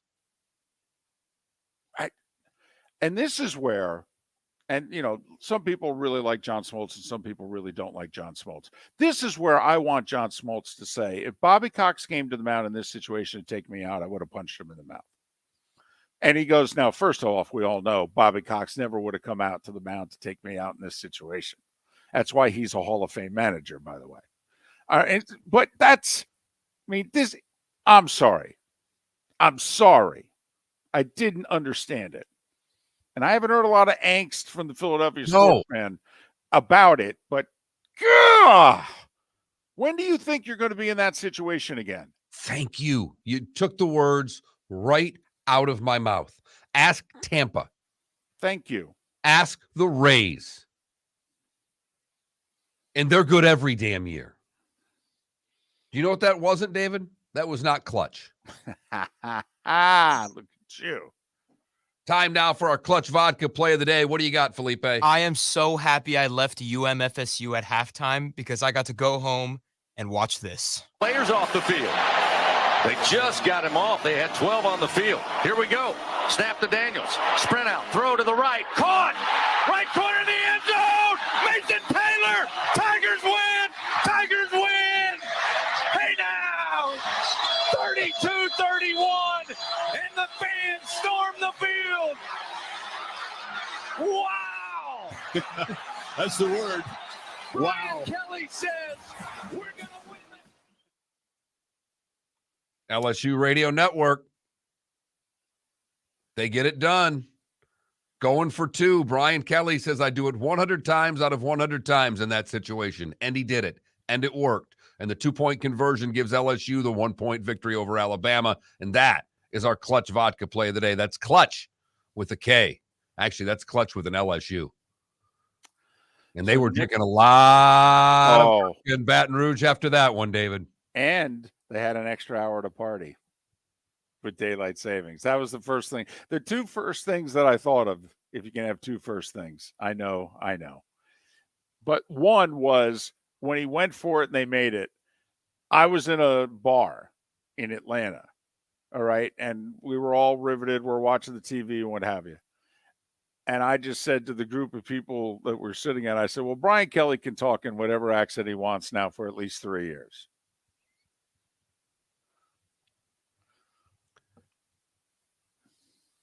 And they got drunk in Baton Rouge. And then the second thing was, oh, wow, they have an extra hour to party tonight. Damn. They are going to tear that town up.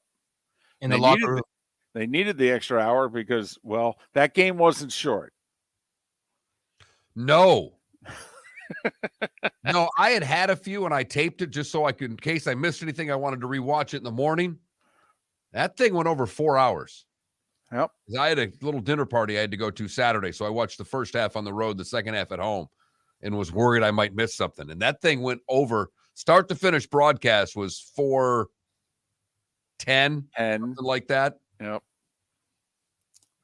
But it had drama, that is for sure. And LSU, which had lost so many home heartbreakers to Alabama, if you're an LSU fan, you know, 2012, 2014, Mark, the game you were at, I think, was scoreless going to the fourth quarter even, and they scored 10 points to pull out a victory, did Alabama. I mean, they had not beaten Alabama in Baton Rouge since 2010.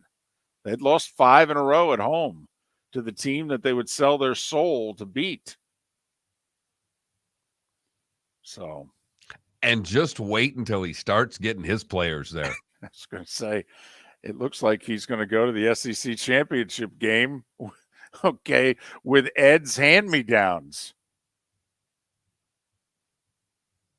Miller and Moulton. We will switch gears and go all baseball next segment. David Samson to join us to wrap up and put a bow on the World Series. His thoughts on the pitching change in Game 6 and how baseball has evolved. And that's where we are now. Because that's what it told me, is that's the game that we watch, where pitchers get pulled no matter what. Miller and Moulton right here on the Florida Sports Network. Don't miss the Miami Dolphins watch party every Sunday at the Seaside Bar and Grill in Bonita Springs. Presented by Clutch Vodka. The Seaside will be serving Clutch Vodka drinks, including the awesome Bloody Mary bar at the Seaside. If you can't be at Hard Rock Stadium, come have fun at the best place in town to watch the Dolphins and enjoy the best, clean, crisp, smoothest vodka. That's Clutch with a K. Miami Dolphins parties every week at the Seaside Bar and Grill on Old 41 in Bonita Springs. Powered by Clutch Vodka. David Moulton for Napa, Napa Auto Parts, and Napa Filters. Insist on Napa filters for your vehicles, or if you're a do-it-yourselfer, only buy Napa filters. Napa has a filter for almost anything on earth that moves, whether it's motorcycles, foreign and domestic cars, vans, SUVs, earth-moving equipment. You get the idea. Napa Auto Parts, Napa filters. Insist on them for your vehicles, or if you're a do-it-yourselfer, only buy Napa filters. Miller and Moulton here for the Clutch Vodka Play of the Day. Mark, remember Nick Charles, Fred Hickman, the CNN Play of the Day? Yeah, CNN did a nightly sports show. That was a while ago. Yes, it was. Just work with me. Everyone liked the pod, the Play of the Day. So how about we have the Clutch Vodka Play of the Day? Sounds good. Fun. Smooth. Like Clutch Vodka. Listen weekday mornings for the Clutch Vodka Play of the Day. That's Clutch with a K. Mark Miller for SWFL Golf Carts, or online, flgolfcarts.com. If you're looking for a golf cart, an e-bike, or an e-motorcycle, go visit Alex and the gang at SWFL Golf Carts. flgolfcarts.com online. Check out their whole inventory. If you're looking for a custom cart, they can take care of you. 2-seater, 4-seater, 6-seater, they've got you covered. E-bikes, nobody better for value and service. E-motorcycles, check them out. Again, flgolfcarts.com. flgolfcarts.com. You were listening to Miller and Moulton on the Florida Sports Network.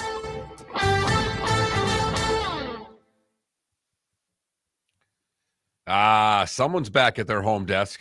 The World Series is over. I escaped Stamford, Connecticut. Well, I last Tuesday after we were done, I went home and immediately watched God Forbid. Pretty good, right? It's riveting. You are absolutely right that it is a very quick 109 minutes. I was shocked. I knew going in. I mean, you're right. I mean, you know where Billy lies. So, but it didn't matter. It was something. I had totally forgotten how beholden Reagan was to the evangelical sect. Totally forgotten. That's where it started, the whole Christian coalition thing. Ralph Reed, right? It just, I didn't remember. The way that he put it, and I spoke to him about it after. And of course, everything he does is obviously left leaning, but the way he was smart enough to use the pool boy, because that's a good documentary, but that's sort of run of the mill standard fare. But his ability to tie it into something relevant for today was very interesting, especially in 16. I didn't even focus on how important the Trump sort of relationship was. Hadn't thought about it. By the way, a question in the Twitch chat room is, how happy are you that you don't have to come on the show anymore after today? Oh. You mean how happy is the audience, or how happy am I, or how happy are you? We can't tell you enough. I think you get the best compliment that you could get when people who go, I'm not a baseball fan, but I love your David Samson segment. Well, we do have fun. I enjoy these segments. I would love to keep going. We'll play it by beer, whatever you guys want to do.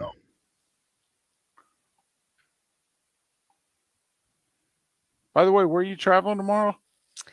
I'm going today. Tomorrow night, I'm going to a Coldplay concert in Buenos Aires, and then going to the F1 race in Sao Paulo. Oh, you are living large, my friend. Life is short. I've been grinding, and I like making memories. So, is that Jose behind you?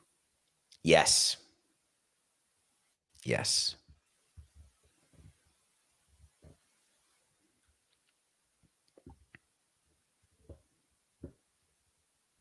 The way you said that threw me off. It's a picture of Jose. Is that a painting, or is that? Yeah, it's an original. It's a guy who, he did a bunch of pieces of art. He's a former janitor who decided he wanted to become an artist, and he did all these interesting baseball pieces, and he does all sorts of things now. And we supported him because he's a local Miami guy.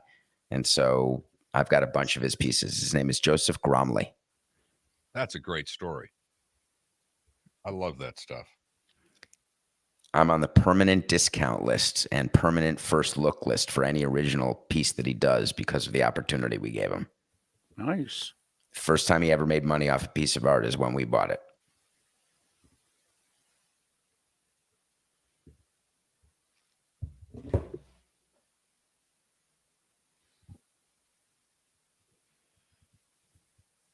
Have you been to an F1 race?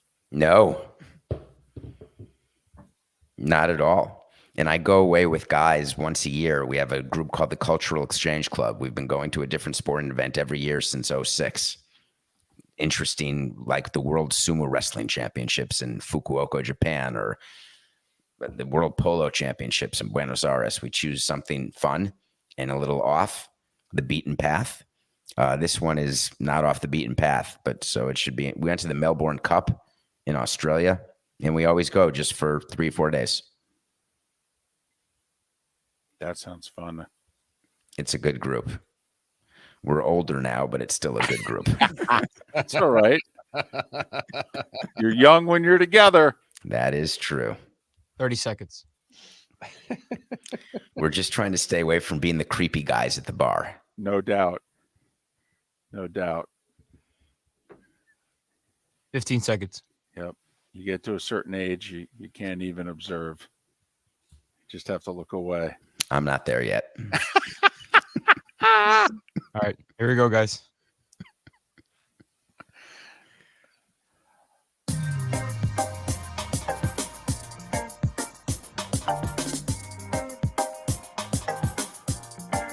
Welcome back to Miller and Moulton, only on the Florida Sports Network.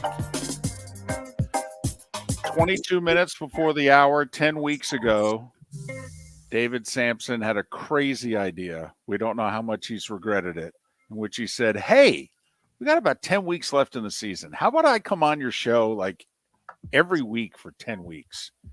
And so Miller Moulton went, well, okay. I mean, you ran the Marlins. You've got this really successful podcast. I guess we can fit you in. He's David Samson. The daily podcast is nothing personal. He talks sports, CBSSports.com, CBS Sports HQ. And as we mentioned, former president of the Marlins. You can follow him on Twitter, David, the letter P, Samson, David P. Samson. This is number 10, my friend. Thanks for joining us. How are you? Time flies when you're having fun. These seasons go by so quickly, I just can't even. It was just opening day. The lockout just happened, and no one even remembers that. No, that was 7 months ago, right, Mark? Yeah, and I mean, all right, let's from that standpoint, David, before we get into the World Series and wrapping that up, would this be a overly successful baseball season? I mean, there was a lot that happened. There was big trade deadline moves. If you look this season in its entirety, yeah, the teams with 100 wins, the Astros get it done, but the Dodgers go out. But this seems like this season was a pretty positive one on a lot of fronts. Yeah, especially it's all frame of reference, right? When it started, it was Rob Manfred canceling the first week of games and then threatening to cancel the season.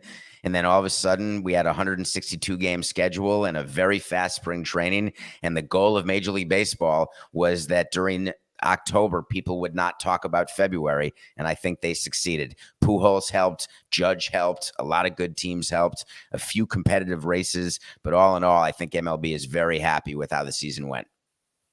Dusty gets his ring, and the Astros, do they put a lot of the shame and tarnish from their 2017 championship? Does a decent amount of that now go away? I think the only people who don't agree with that statement are just people who are delusional and bitter and angry. The reality is that this year's Astros team only had 5 players from 17 in McCullers and Bregman and Verlander and Gurriel and Altuve. That's it. The other 21 guys on this year's roster who won the World Championship are new. You've got to credit new manager, new general manager, same owner. I think the happiest person in the world that the Astros won is Jim Crane. He's the owner of the Astros who would walk around owners' meetings despondent, hoping to get another ring because he was understanding of the asterisk. So he was really excited about a second ring. And for me, I look at this entire Astros run as the second true dynasty that I've been around. First one being the Yankees in 98 to 2000 and the run they had in 01 all the way to 03 when we beat them. The Astros have just done it. There's nothing more to say. They put together a team of rookies, Jeremy Pena, the MVP, a veteran like Justin Verlander. And don't forget who was missing this entire postseason. And no one said a word about him, which is such recency bias. Michael Brantley was hurt and didn't play at all. And he's a phenomenal hitter. So the depth they had was impressive. Talk about their front office and pulling this off. I mean, as someone who constructed a team and teams, when you look at them, and you just mentioned 5 guys from 17, so completely retooling a roster in a not so short time and still being dominant. I mean, this is from front office to scouts, this is near perfection, isn't it, David? It certainly is. And I think the best example is Carlos Correa, when everyone said, hey, he's a free agent. You got to bring him back. He's the heart and soul of the team. He's one of the best shortstops in the game. And the Astros had the ability to say, we're going to reallocate that money. They've got maybe the 9th highest or 8th highest payroll in baseball. But they said, we've got a guy that no one's ever heard of named Jeremy Pena, and he's good enough to step in those shoes. They certainly didn't think he'd be a Gold Glove, ALCS MVP, World Series MVP, but they knew that they had to reallocate resources. And teams that have a bad history of fire sales and trading away players like we did in Miami, we tend to make decisions with too much PR taken into account, where the Astros are able to make good, smart, unemotional baseball decisions.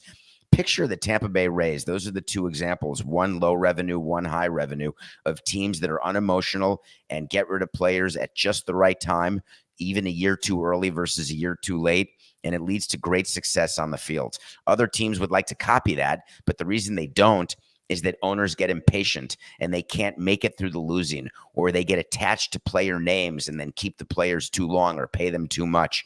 And this offseason is going to be fascinating because there's a lot of free agents where teams may hang on to their own players and it will be to their detriment. And you wonder, will other teams take note? I mean, I believe the year that Washington let Harper go, they went and won the World Series. Now the Astros let Correa go, but also even who's the center fielder with the Jays that they let go the year earlier? They didn't pay Springer. You know, they didn't pay him the 5-6 years at $20+ million a year. They have let really good players go here, and they've gone to 4 World Series in 6 years and won 2 of them. He's David Samson. His daily podcast is Nothing Personal with David Samson. You can see and hear him, CBS Sports HQ, cbssports.com. Follow him on Twitter, David, the letter P, Samson, David P. Samson. Okay, nitty gritty. It's the 6th inning. You're up 1-0. You have your best pitcher on the hill. He's thrown 70 pitches on 6 days rest. This is it. This is his last appearance of the year. He's not going to pull a Randy Johnson and start Game 6 of the World Series and come out of the bullpen and pitch 2 innings of relief in Game 7. We have to assume this is it. He's given up 3 hits. You take him out of the game. Mark and I, we were 600 miles apart. We were both screaming at the television in public settings, and I thought, this is Blake Blankensnell all over again. That's exactly the conversation that was going on in the studio at CBS in Stamford. Here's the problem. You have a game plan that when you go into a game, you've got the GM and the manager who have spoken. You know exactly that you do not want Wheeler, no matter what, to face the Alvarez-Tucker combination for a 3rd time, and that you've gone with Alvarado and that it's worked more than it hasn't, even though he hit Alvarez with a pitch and started that big inning where the Astros won that game 5-0 or something like that. Here's the thing. When analytics tell you to do something, it's supposed to remove your thought process and mine, which is, here's my eyes. My eyes tell me that Wheeler has it. He's not fatigued for whatever reason. He's recovered enough with adrenaline. He's throwing 97, 99. Our best bet, if we're going to lose, is with this guy. But then the analytics and your pitching plan say we're not supposed to use our eyes. We simply know when the situation comes up, we make that decision. And I'm a little surprised because so many teams are doing that, including your own Rays. That's what happened with Snell. And when you don't let managers use their eyes, they atrophy. When you don't let them use their gut, it atrophies. And then you're stuck with, hey, this is what we're doing no matter what. Now we're judging the result because of what Alvarez did. No. We were not.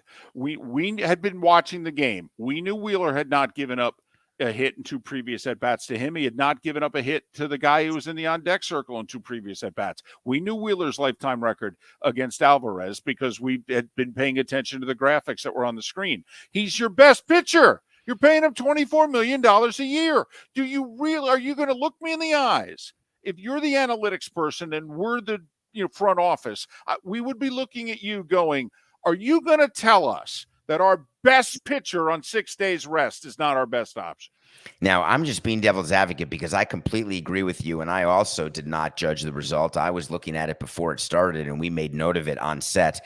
The fact is, when something has gotten you, I always go back to this. For those of you who are older NBA fans, I go back to John Starks in Game 7 against the Houston Rockets, my favorite team, when the Knicks had a chance to win a title, and he shoots 2 for 18. And Pat Riley, when asked as the coach of the Knicks why he kept Starks in and let him keep shooting, he said, "I dance with the people I brought to the dance." I get that. I've spoken to Jack McKeon. I've spoken to baseball executives about that over the years. And that's a real thing where you've got loyalty to players who in situations have given you the results you want. But the question is, when do you ignore that? Because do you ignore it for a Game 6 of a World Series, but not for a Game 142 of the regular season? The best robotic front offices don't differentiate between those. But I do, because maybe that's why I'm not the best. There's a difference between Game 6 of the World Series when you're looking at Blake Snell and what he was doing that particular game, and you've got to take that into account. But the whole purpose of analytics is not to take it into account, and that's a problem with the sport, and it's not just baseball.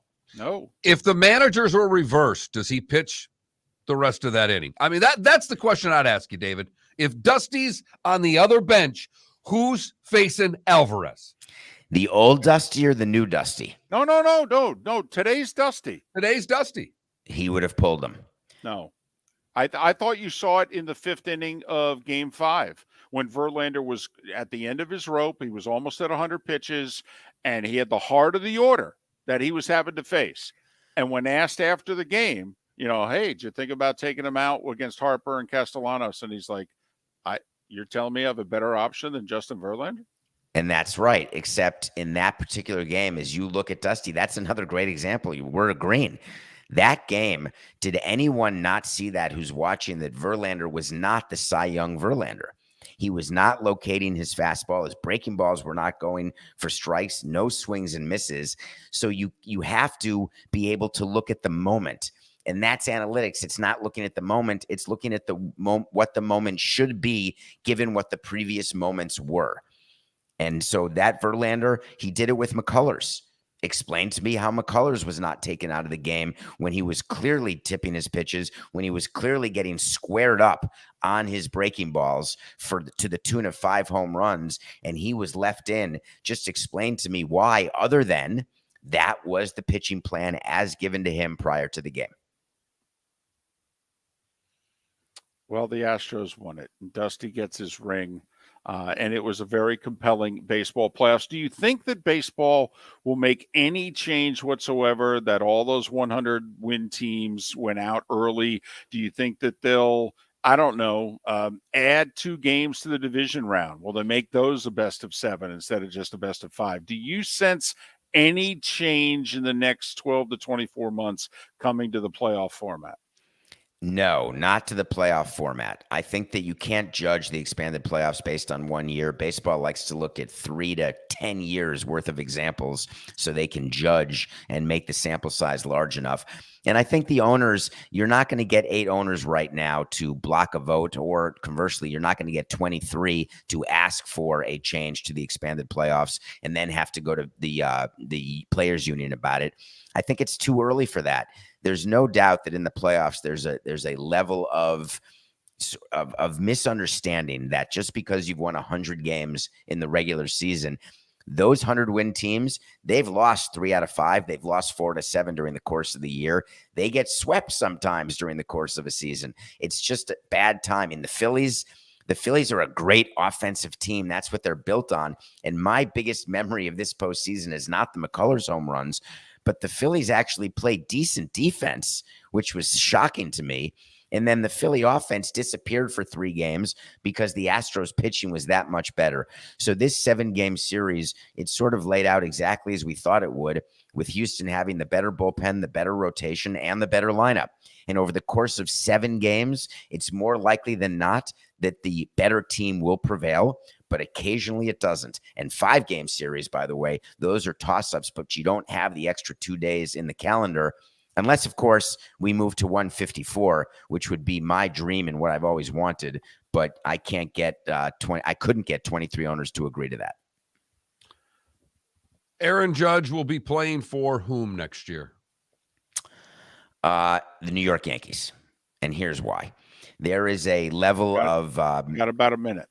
Okay, there's a level of loyalty with Aaron Judge, and he's going to have some big bids, but his biggest competition is Steve Cohen, and I don't think Steve Cohen is going to take away Judge from the Yankees because of his relationship to Hal Steinbrenner, and I think Hal Steinbrenner can't afford it because they did not win the World Series, and he is the face of their franchise. Yeah, it does seem as if there's a detente between the Mets and Yankees owners. They're not going to go after each other's guys. Okay. That's because Hal supported Steve. Yeah, it's funny how that works. He's David Samson. Nothing Personal is his daily podcast. You can see him on CBS Sports HQ. Follow him on Twitter, David the letter P Samson, David P Samson. In 20 seconds, tell everyone where you're going tonight and tomorrow. I am headed to go see the F1 race in Sao Paulo because I watched Drive to Survive, and I'm going on a guy's trip where we try to go to cool sporting events. And I'll be posting some videos. I'm going to try to meet Max Verstappen, and I have a better chance of meeting somebody else. But I'm going to have fun, and we'll be in touch. But I'll be back in time for our show in case you want me back next Tuesday. We always want you back, David. Thanks for doing this. We really appreciate it. Have a great trip. Enjoy Brazil. Miller and Moulton. Thanks for listening right here on the Florida Sports Network. Don't miss the Miami Dolphins watch party every Sunday at the Seaside Bar and Grill in Bonita Springs. Presented by Clutch Vodka. The Seaside will be serving Clutch Vodka drinks, including the awesome Bloody Mary bar at the Seaside. If you can't be at Hard Rock Stadium, come have fun at the best place in town to watch the Dolphins and enjoy the best, clean, crisp, smoothest vodka. That's Clutch with a K. Miami Dolphins parties every week at the Seaside Bar and Grill on Old 41 in Bonita Springs. Powered by Clutch Vodka. David Moulton for Napa Auto Parts, and Napa Filters. Insist on Napa filters for your vehicles, or if you're a do-it-yourselfer, only buy Napa filters. Napa has a filter for almost anything on earth that moves, whether it's motorcycles, foreign and domestic cars, vans, SUVs, earth-moving equipment. You get the idea. Napa Auto Parts, Napa filters. Insist on them for your vehicles, or if you're do-it-yourselfer, only buy Napa filters. Mark Miller for SWFL Golf Carts, or online, flgolfcarts.com. If you're looking for a golf cart, an e-bike, or an e-motorcycle, go visit Alex and the gang at SWFL Golf Carts. flgolfcarts.com online. Check out their whole inventory. If you're looking for a custom cart, they can take care of you. 2-seater, 4-seater, 6-seater, they've got you covered. E-bikes, nobody better for value and service. E-motorcycles, check them out. Again, flgolfcarts.com. flgolfcarts.com. Miller and Moulton here for the Clutch Vodka Play of the Day. Mark, remember Nick Charles, Fred Hickman, the CNN Play of the Day? Yeah, CNN did a nightly sports show. That was a while ago. Yes, it was. Just work with me. Everyone liked the pod, the Play of the Day. So how about we have the Clutch Vodka Play of the Day? Sounds good. Fun. Smooth.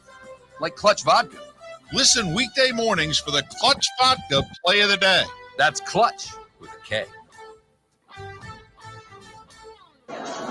Ladies and gentlemen, once again. Yeah. Hi. Excuse me. Hey, the line starts back here. Ma'am, if your party's not here, you're going to have to go around again. If you had the opportunity to avoid all this, wouldn't you? Salt Live is the official transportation provider of the Miller and Moulton Morning Show, making your trip to and from the airport seamless and stress-free. Salt Live is supported with the help of local partners like the Bayfront Inn. Gather your family and friends and enjoy a leisurely day on the water with a pontoon or deck boat. If you prefer to explore the waterways without a motor, the Bayfront has canoes, standboards, and kayaks. At the end of your journey, enjoy lunch or dinner at the Bamboo Tropical Bar and Grill.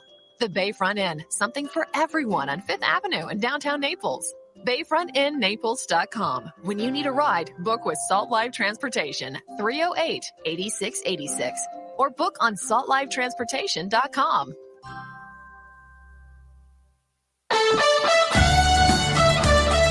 You were listening to Miller and Moulton on the Florida Sports Network.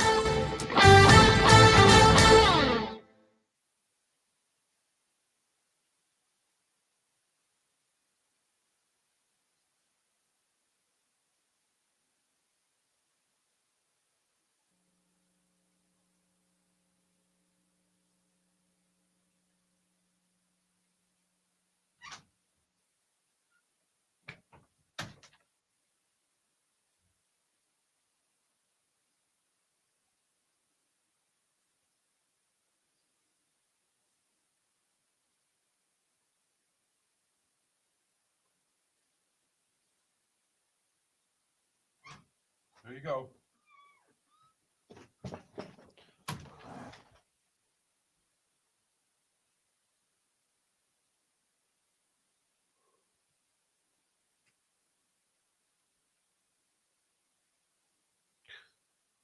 Yeah, the only difference is he's been growing that for a month and a half.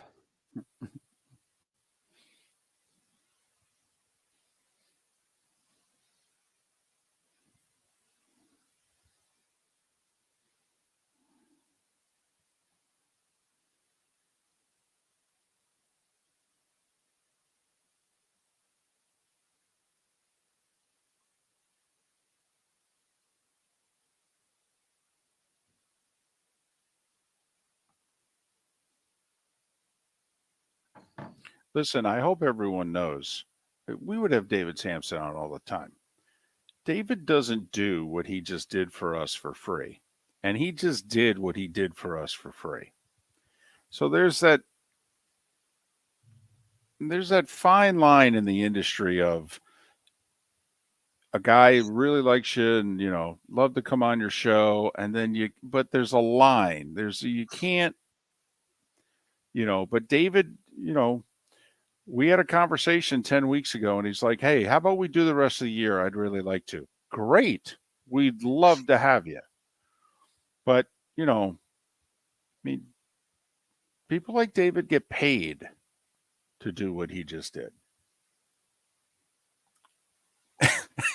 and that's not how Miller and Moulton roll. So we try not to take advantage of the guests that are really being generous to us. Because we will need them. And to be fair, we don't need David between now and February. Right. Now, listen, we would love to do weekly with David Samson for as long as we do Miller and Moulton. It'd be awesome. But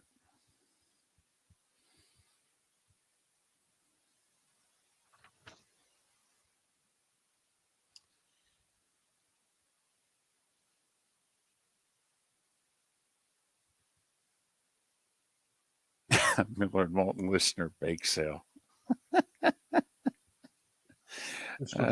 More sponsors right now.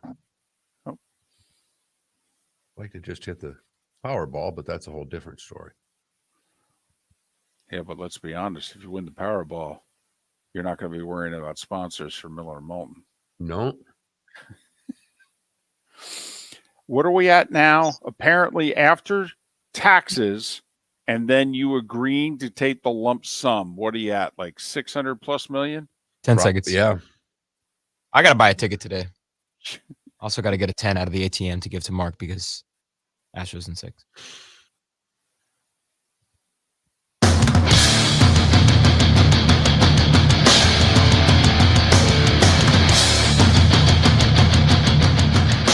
You are listening to Miller and Moulton, exclusively on the Florida Sports Network.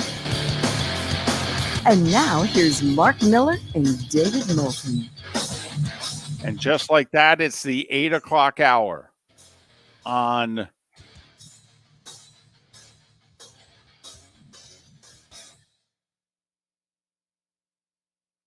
And just like that, David froze up in New Orleans. So now he is back as the Goblins still out, even though it's November, and sometimes will attack that bread box that you get yourself on air with from hotels across the country. Sometimes there's a glitch. Sometimes there's a little hitch in the giddy up. And that was one of those times, David. hotel internet. Every morning, there's that one morning where the hamster goes, whew, I'm tired. And you got to poke the hamster and go, got to keep going, dude. Got to keep going. Only halfway home. Speaking of which, so how many Powerballs have you purchased? I mean, we're at nearly $2 billion here. I mean, we're way past the point of, well, it's enough money now. I might actually buy one ticket. It's worth winning now. It's been past that for a while. Right. I mean, you could even share this sucker with two other winners. That's how big we're at now. Okay. What is it after taxes? And if you agree to take the lump sum, what are we at? Like it's 650, 700 million is yours even? I don't even try to think of those things. Really? You are one that's, I'll go buy a couple of tickets, but I don't start spending it the way others do. Oh yeah, I do. I've already got it in my head. You've had it for a month. You've got this all worked out. And I just want to wake up and go, hey, honey, can you come here for a second and make sure these are right? I'm looking at this, and this appears to be, well, significant. My thing is, I'm out of town. What if those numbers come in and I'm like alone in this very cold hotel room, by the way. The sidebar, the thermostat's not working properly. It was 60 in this room all day yesterday. I've got it up to 64 right now. Do you know what the temperature set at? 80. And it's only 64. In other words, it's as cold as the studios Mark's doing the show in. But colder, because we have the different thing here is that basically at 8 a.m., the AC goes turbo in this building. Right. It does. It's a really comfortable temperature for 2 hours. And then at 8 o'clock, boom, this becomes a meat locker. But what do you do? You know, it'd be like you tomorrow. You probably wouldn't tell us tomorrow that you won.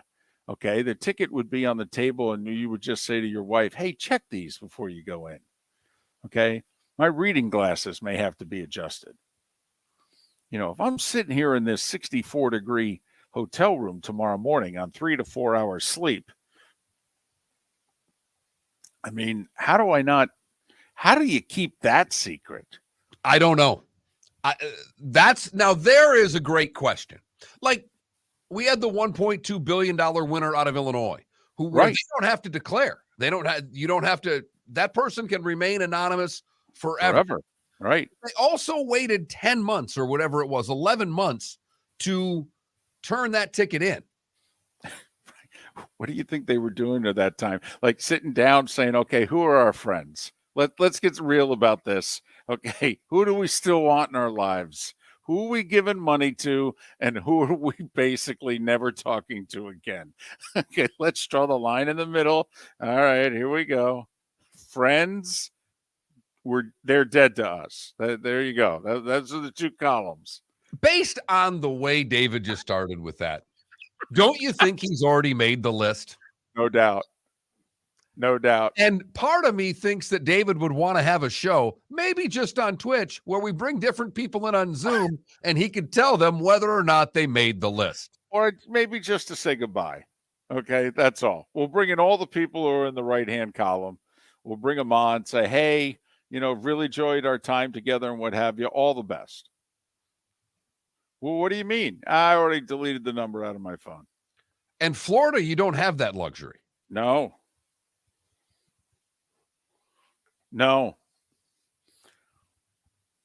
I do think that should be a law 50 states wide. I don't think you should be able to go chase down people who won money. I don't. No, I'm with you. I think you win, you know, money like that, you should be able to keep it private. We know why, you know, the states want to publicize it. They want more people to buy the lottery. They want to have the press conference and the big fake check and the whole deal. I mean, Mark, it's kind of like winning the PGA tournament, you know, and the joke always was, can I cash this? You know, when I take this to the bank, if I endorse the back, will they cash this? So,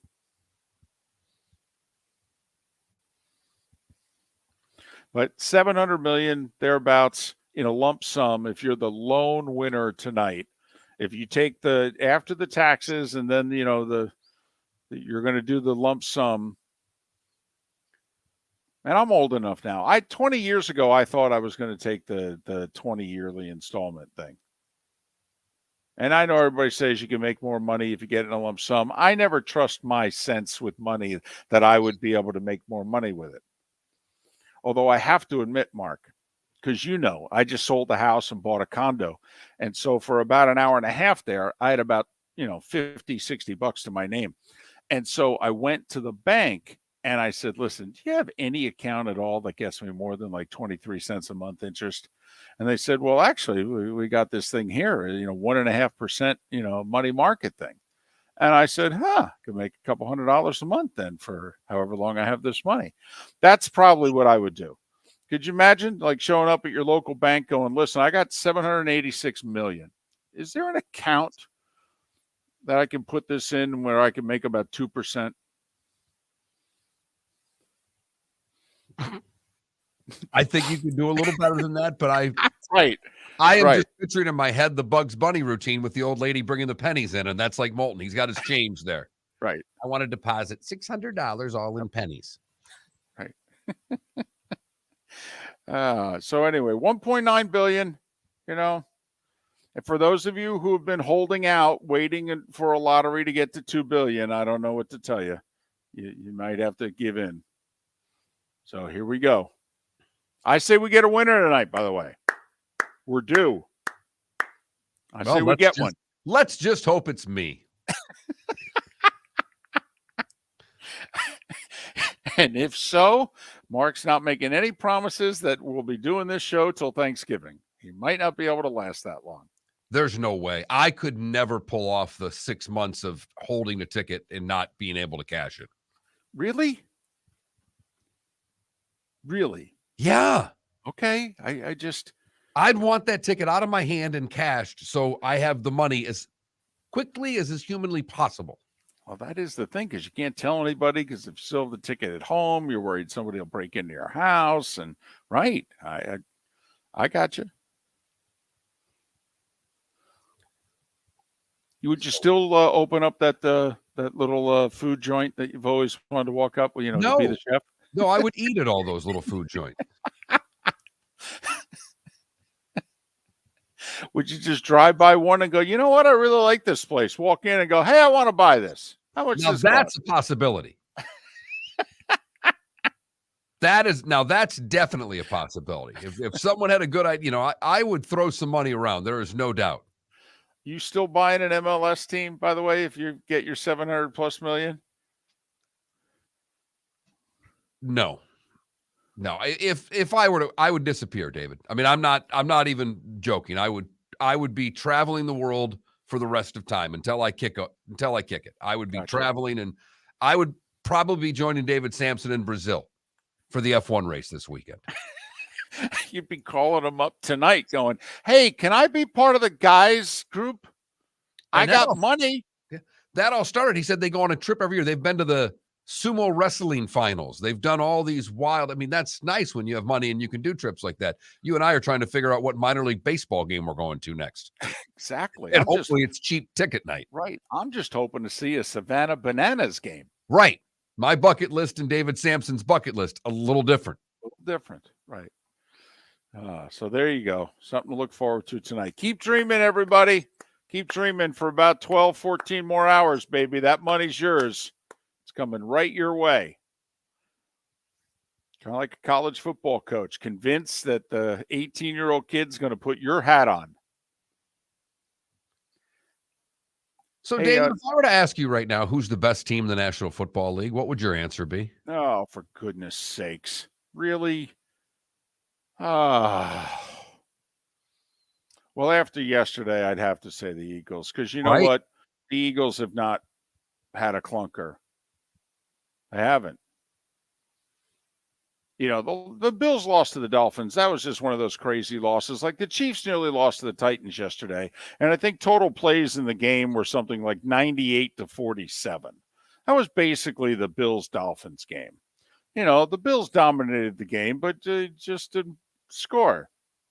Okay, it can happen. And it was almost the same thing. I mean, Tennessee was up 17-9 late. If they stopped the 2-point conversion with 2.5 minutes to go, they probably win 17-15. It's the Dolphins, Bills all over again. But the clunker yesterday against the Jets, and the Jets deserve a lot of credit, by the way. Jets ran the ball down their throat. All right, Jets made the Bills. They did a better job defending Josh Allen than anybody had all year. All right. And they deserved that win. They outplayed them, man. Dominated the second half. They deserved it. But, the Eagles, to their credit, they've not put in a clunker like that. They've not had 2 quarters like that. When Arizona tested them, they responded, drove late, kicked the field goal, won the game. I mean, they got out of town with the W. If you want to do power rankings, Mark, I'd put the Eagles 1. I think you have to. Because that's now 2 games in which the Bills offensively have left a lot on the table. And I do think, and this is funny because the Packers are going nowhere, but I think the Packers in the second half of that Sunday night game gave everybody the blueprint in which they said, listen, you're going to have to be patient. And we're too far behind. We're behind 24-3. So this is probably not going to work out. But you know how you got to attack these guys? Yeah, you got to line up and run it right at them, and you can have some success. And they don't run it that well on the other side. They don't Right. want to play that type of game. Right. Josh Allen wasn't effective running. He's their best runner still. And the Jets come out with a sneaky little win. Yep. Miller and Moulton. Giants and Jets each have 6 wins. What the hell's going on? Don't miss the Miami Dolphins watch party every Sunday at the Seaside Bar and Grill in Bonita Springs. Presented by Clutch Vodka. The Seaside will be serving Clutch Vodka drinks, including the awesome Bloody Mary bar at the Seaside. If you can't be at Hard Rock Stadium, come have fun at the best place in town to watch the Dolphins and enjoy the best, clean, crisp, smoothest vodka. That's Clutch with a K. Miami Dolphins parties every week at the Seaside Bar and Grill on Old 41 in Bonita Springs. Powered by Clutch Vodka. Mark Miller for SWFL Golf Carts or online, flgolfcarts.com. If you're looking for a golf cart, an e-bike, or an e-motorcycle, go visit Alex and the gang at SWFL Golf Carts. flgolfcarts.com online. Check out their whole inventory. If you're looking for a custom cart, they can take care of you. 2-seater, 4-seater, 6-seater, they've got you covered. E-bikes, nobody better for value and service. E-motorcycles, check them out. Again, flgolfcarts.com. flgolfcarts.com. Ladies and gentlemen, Hi. Excuse me. Hey, the line starts back here. Ma'am, if your party's not here, you're going to have to go around again. If you had the opportunity to avoid all this, wouldn't you? Salt Live is the official transportation provider of the Miller and Moulton Morning Show, making your trip to and from the airport seamless and stress-free. Salt Live is supported with the help of local partners like the Bayfront Inn. Gather your family and friends and enjoy a leisurely day on the water with a pontoon or deck boat. If you prefer to explore the waterways without a motor, the Bayfront has canoes, standboards, and kayaks. At the end of your journey, enjoy lunch or dinner at the Bamboo Tropical Bar and Grill. The Bayfront Inn, something for everyone on 5th Avenue in downtown Naples. BayfrontInNaples.com. When you need a ride, book with Salt Live Transportation, 308-8686, or book on saltlivetransportation.com. You were listening to Miller and Moulton on the Florida Sports Network.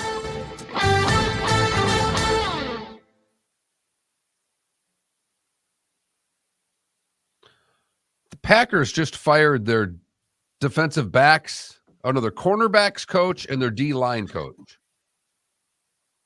That's why they lost.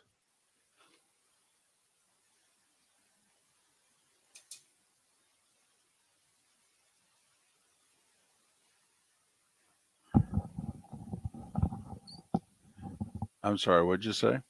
The Packers just fired their D-line coach. I'm sorry, did I read that? I thought he said Packers. Panthers. I'm sorry. My bad. Panthers. I had a Packers and a Panthers tweet right next to each other. The Panthers just fired. Okay. Their cornerback coach and their D-line coach. Well, that makes sense. Well, I will say, Steve Wilkes is the defensive coach, and he's auditioning for this job, and he inherited Rule's staff. Because, he got rid of 2 assistants the day he got the job, both on that side of the ball.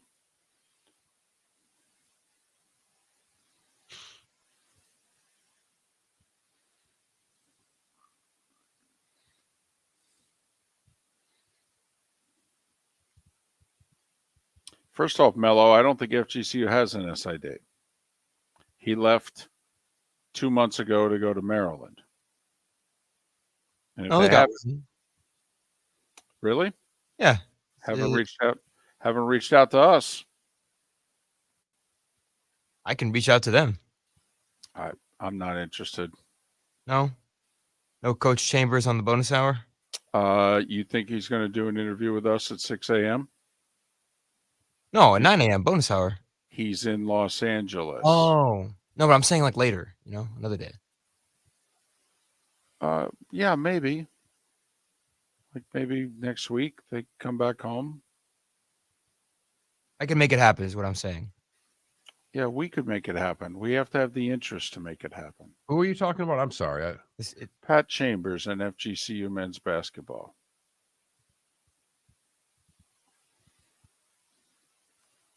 And a couple of people. Yeah, that the kid was the one who was a horrible 15-year-old to a disabled African-American boy. And he's never going to be able to live that down. Mitchell Morris, is it Miller? He was the first round draft pick.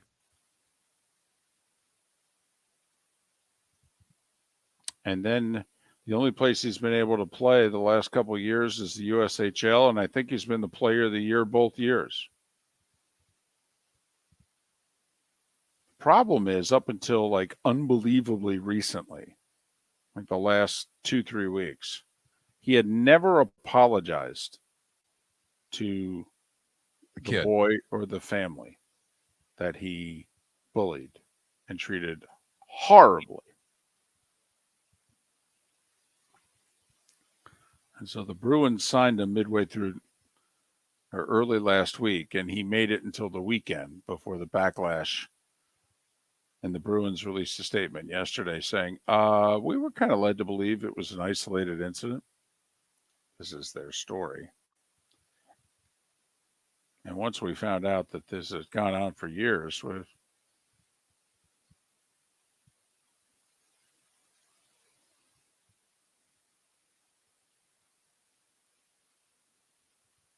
One minute.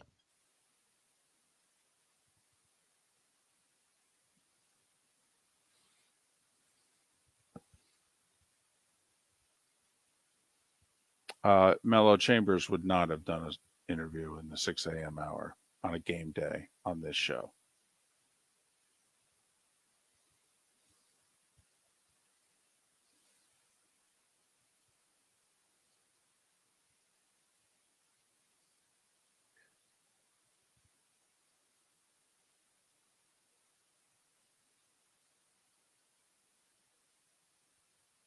Uh, 15 seconds.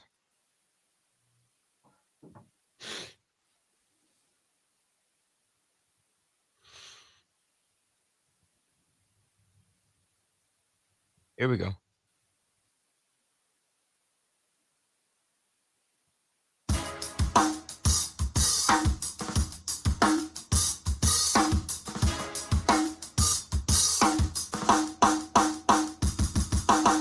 Welcome back to Miller and Moulton, only on the Florida Sports Network.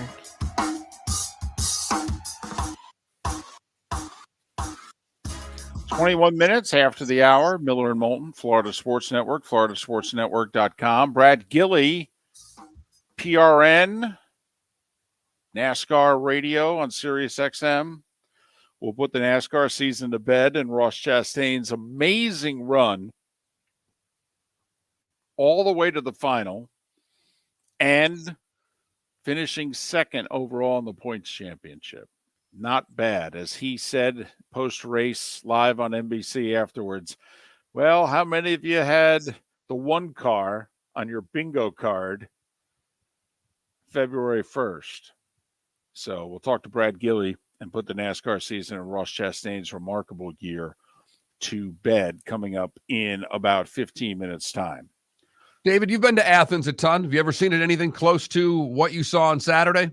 It's the loudest it's ever been. You and I were both there for the Notre Dame game in prime time 3 years ago, which, and you know, Mark, because you know a lot of people who are Dogs fans, including your son, and, you know, his extended family, you know, or season tickets and all that. And there are a lot of people at Georgia that felt that was the most hyped, craziest, loudest atmosphere at a Georgia home game that they had ever had.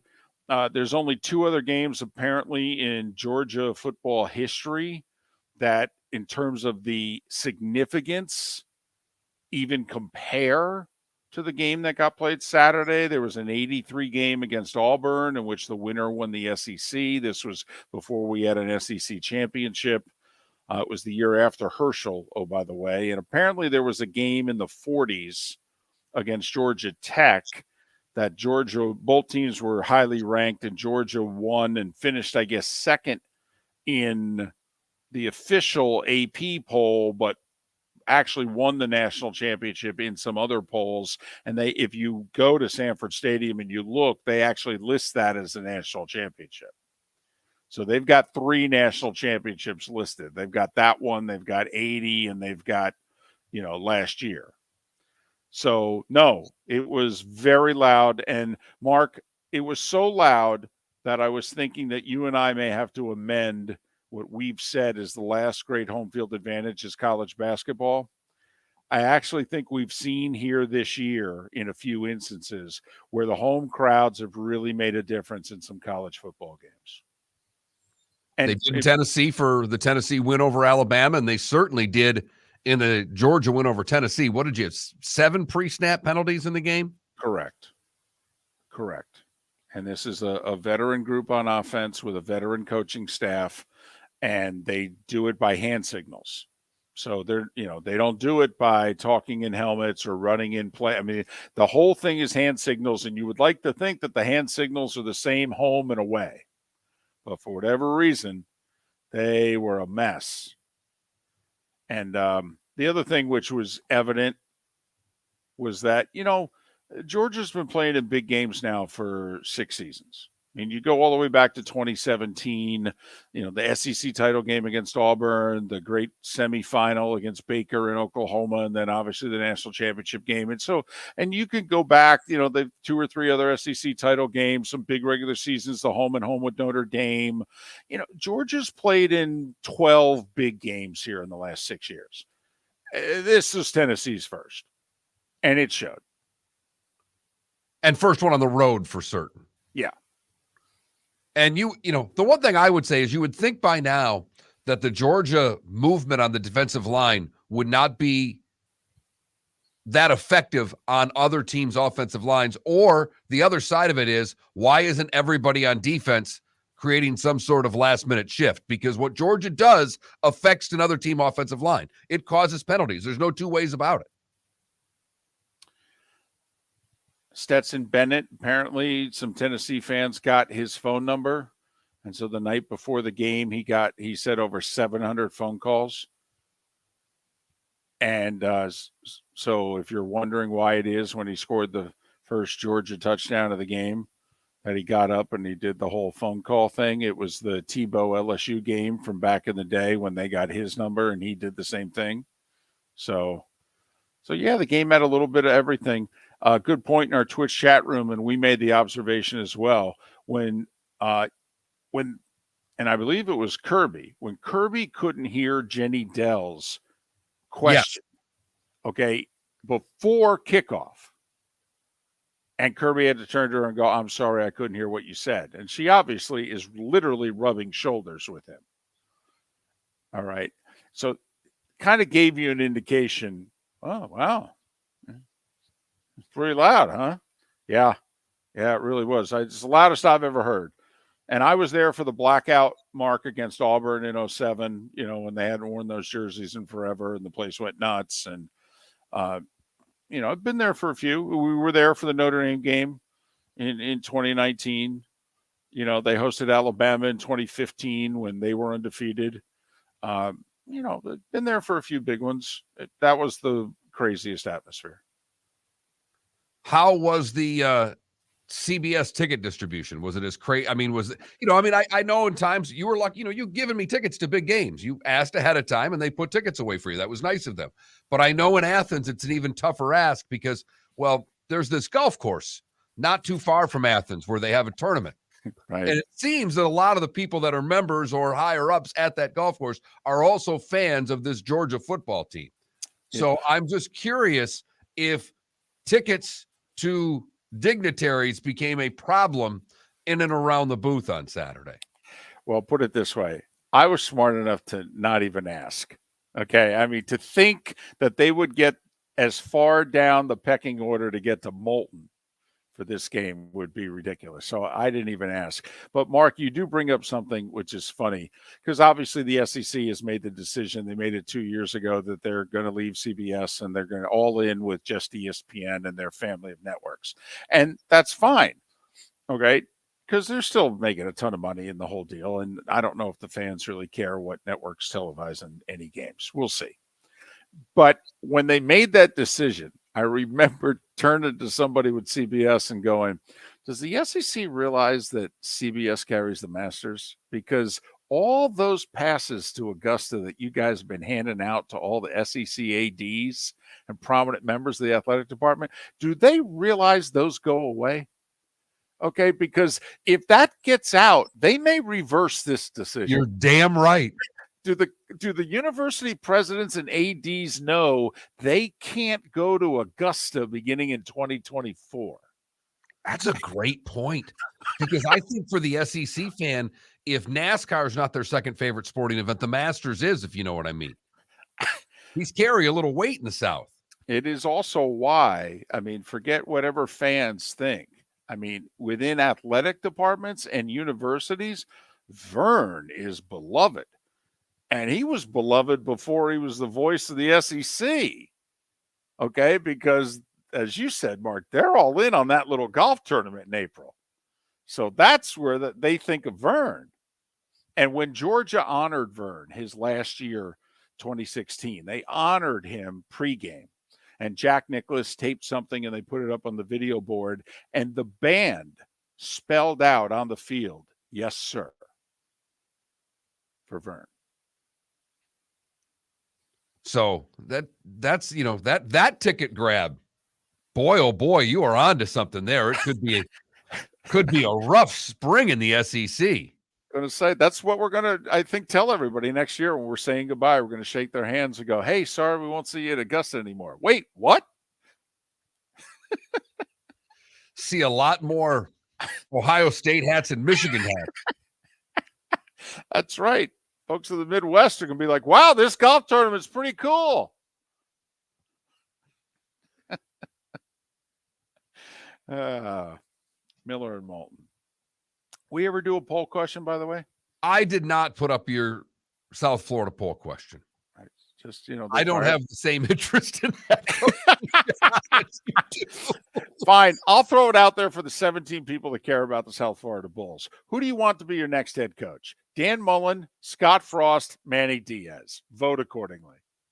David Moulton for Napa, Napa Auto Parts, and Napa Filters. Insist on Napa filters for your vehicles, or if you're a do-it-yourselfer, only buy Napa filters. Napa has a filter for almost anything on earth that moves, whether it's motorcycles, foreign and domestic cars, vans, SUVs, earth-moving equipment. You get the idea. Napa Auto Parts, Napa filters. Insist on them for your vehicles, or if you're do-it-yourselfer, only buy Napa filters. Mark Miller for SWFL Golf Carts, or online, flgolfcarts.com. If you're looking for a golf cart, an e-bike, or an e-motorcycle, go visit Alex and the gang at SWFL Golf Carts. flgolfcarts.com online. Check out their whole inventory. If you're looking for a custom cart, they can take care of you. 2-seater, 4-seater, 6-seater, they've got you covered. E-bikes, nobody better for value and service. E-motorcycles, check them out. Again, flgolfcarts.com. flgolfcarts.com. Yeah. Hi. Excuse me. Hey, the line starts back here. Ma'am, if your party's not here, you're going to have to go around again. If you had the opportunity to avoid all this, wouldn't you? Salt Live is the official transportation provider of the Miller and Moulton Morning Show, making your trip to and from the airport seamless and stress-free. Salt Live is supported with the help of local partners like the Bayfront Inn. Gather your family and friends and enjoy a leisurely day on the water with a pontoon or deck boat. If you prefer to explore the waterways without a motor, the Bayfront has canoes, standboards, and kayaks. At the end of your journey, enjoy lunch or dinner at the Bamboo Tropical Bar and Grill. The Bayfront Inn, something for everyone on 5th Avenue in downtown Naples. BayfrontInNaples.com. When you need a ride, book with Salt Live Transportation, 308-8686, or book on saltlivetransportation.com.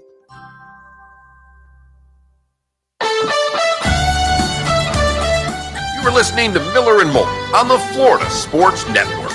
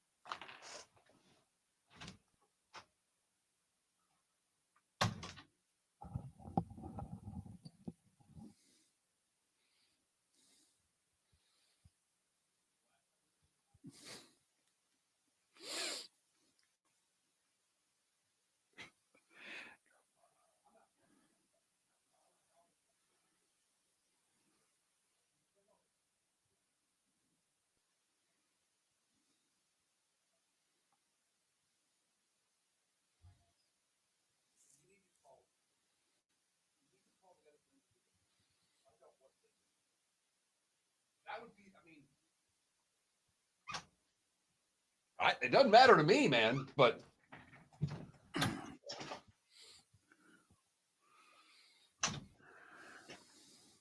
Well, it's interesting though, KW. Maybe Vegas did make a killing, but the line went up in the last 12 hours before the game. Right? The line went from 8 to 9. So the Sharks all came in on Georgia. it doesn't matter if 80%, it's 80% of the bets, it's 80% of the money. I doubt that. If 80% of the money, it would have been under 7. I was going to ask you something. Do you think Stetson has a shot to get to New York? I'm not saying Yes. win it. Yes. Yes. First off, any talk about the Heisman literally before like election day is a joke. We could go recently though. If you're into the Heisman, you could look back in recent years. Tua had the Heisman wrapped up heading into the SEC championship game. I think Stetson Bennett going to New York is a cool story. Yes. That's the only reason I bring it up. Yes. A walk-on kid. He's 38 years old. Well, and also, Mark, statistically, he's having a year. Like they're throwing the ball this year. He's got numbers. I checked. I was going to bring it up in that segment, but I like the sports betting dime re-updated the odds. Stroud's the clear-cut favorite. Hooker's still in there. Caleb Williams, Bo Nix at plus 800, and Stetson Bennett's at plus 1,600. Really? Yeah, Stetson Bennett's going to get the Kentucky game's going to be on CBS in 2 weeks, and the SEC championship game, obviously. And yes, I think he does. Yeah, he's the starting quarterback on the number 1 team in the country. They're the defending national champions. Yeah, we've had lifetime achievement Heismans before. Yeah. In fact, they used to be lifetime achievement. Yeah, it really was. It was have a really good sophomore year, followed up with a good junior year, and then just deliver in your senior year, and you could win it. Now, I think if C.J. Stroud plays well and Ohio State beats Michigan, that, I think he'd be the betting favorite going into conference championship weekend. But the year Kyler Murray won the Heisman, it was done. It was over. Tua was winning the Heisman.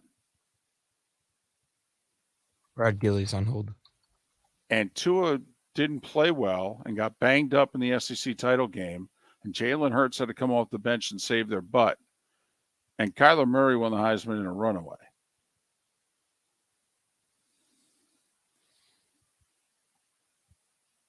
So Kyler Murray, they made the playoffs in the first round. They played in Miami and then lost to Alabama. Who was the quarterback for that game? Jalen Hurts or Tua? I'm sorry, I missed what game? The year Kyler Murray wins the Heisman, they make the playoffs as a 4 seed and play Alabama in the first round as a 1 seed. And Kyler Murray balled, but who was the quarterback for Alabama in that game? Tua. Okay, we're coming back now.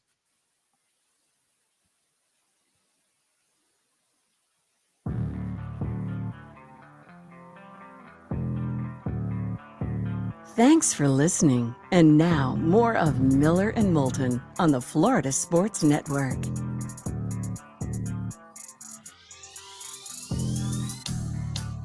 "22 minutes before the hour. Thanks so much for being with us. Miller and Moulton, Florida Sports Network, floridasportsnetwork.com. Brad Gillie is part of PRN, the Performance Racing Network, and also SiriusXM's NASCAR Radio. You can follow Brad on Twitter, Brad Gillie, Gillie. Brad, it's David and Mark once again. Thanks for your time. How are you?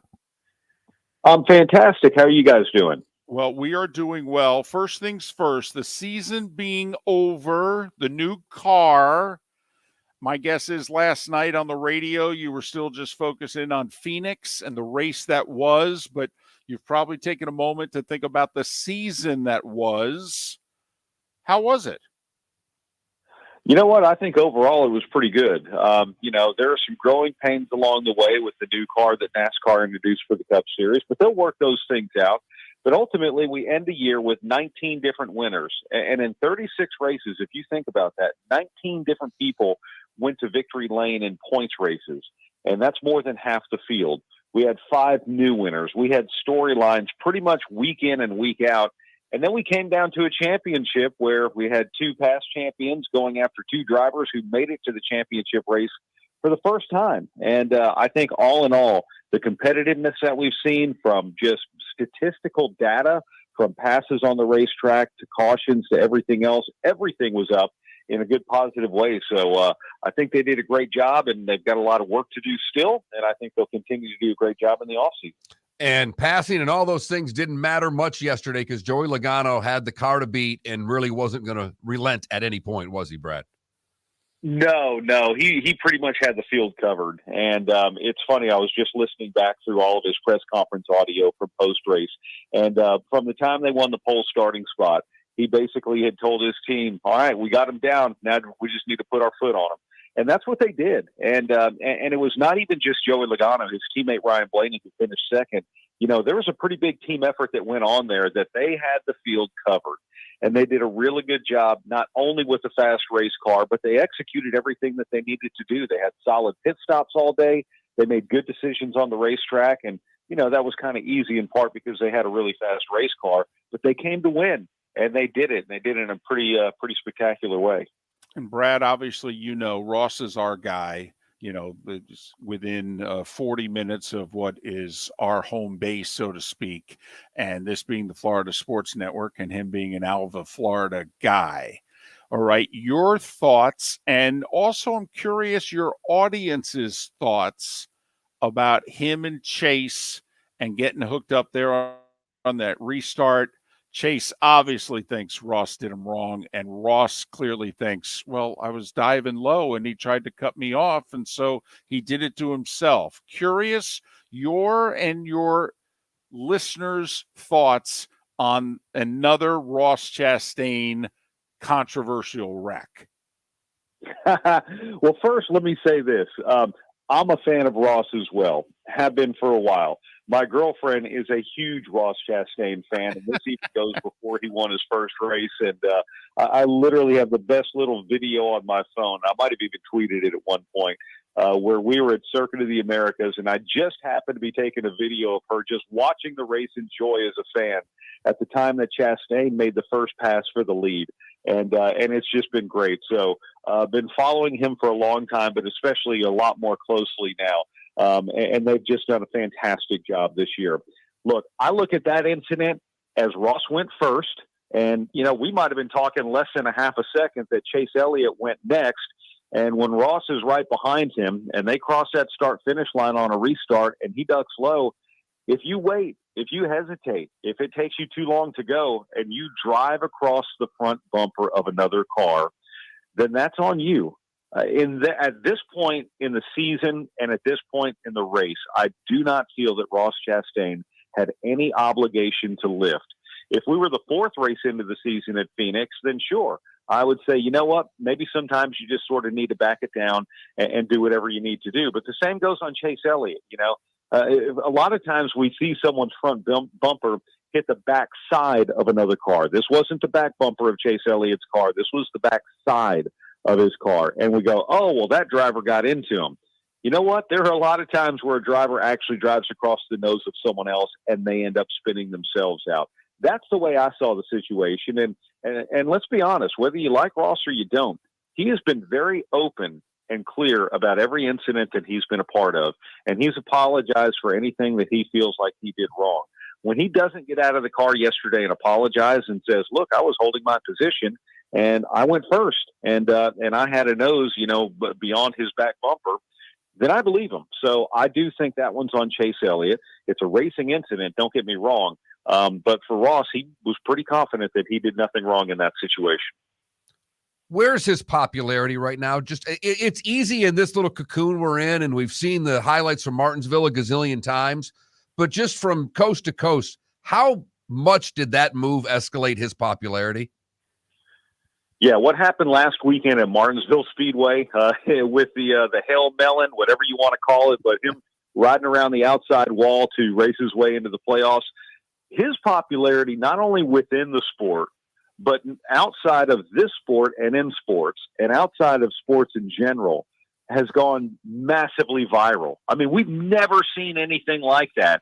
And to hear the cheers for Ross Chastain during driver introductions yesterday, and just to see all the attention that he's received, I mean, you know, more than 100 million views of that. You think about that.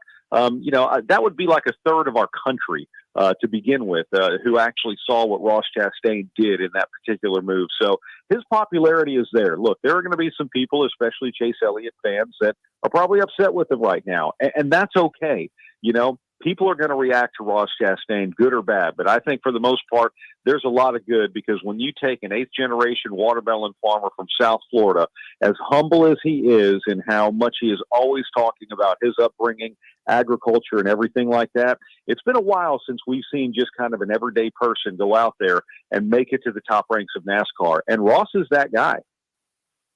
And Brad, we are not saying that Ross is the driver that I'm about to reference, but what we heard a lot of last week was the older guard who hasn't necessarily fallen in love with the newer guard. They've just tolerated most of the newer guard.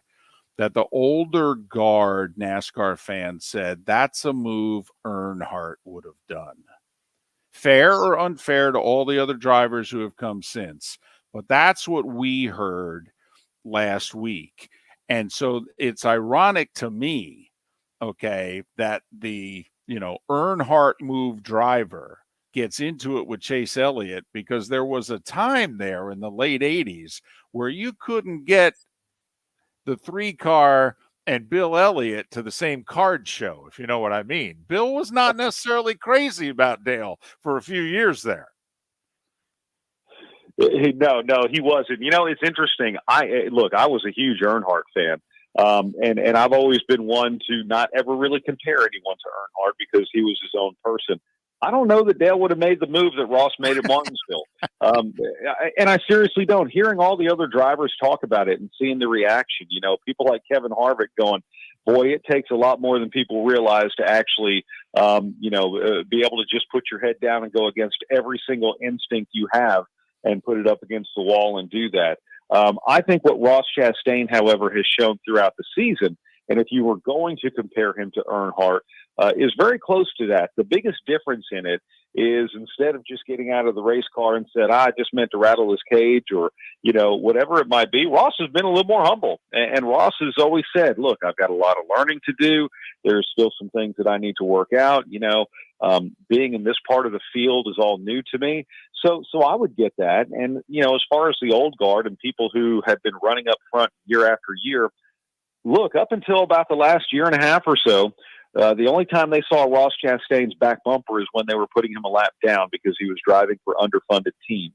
And I think it's a little bit hard to take a guy that's who you're used to racing on the racetrack and realize that now that he's in equal equipment, the time you're looking at his back bumper is after he passes you. Sometimes that's hard to swallow. And realizing that he's not going to race you, with kid gloves. He's going to race you about as hard as he needs to because all he's thinking about is the trophy. And that's how they should all think. Can Trackhouse Racing sustain this? I mean, this is pretty remarkable for a 2-car team to do. Both Suarez and Ross make the playoff. They both want to race during the season. This isn't supposed to happen to lower money teams. Is this a product of the new car? And is this something that we can see more of, not just with Trackhouse, but with other upstart teams? Or was this just lightning in a bottle this year, Brad? Well, it was lightning in a bottle. And last week I was in Phoenix, and I did ask Ross, what does he really attribute the success of the team to? And there are a lot of things, but the first thing he said was the new car.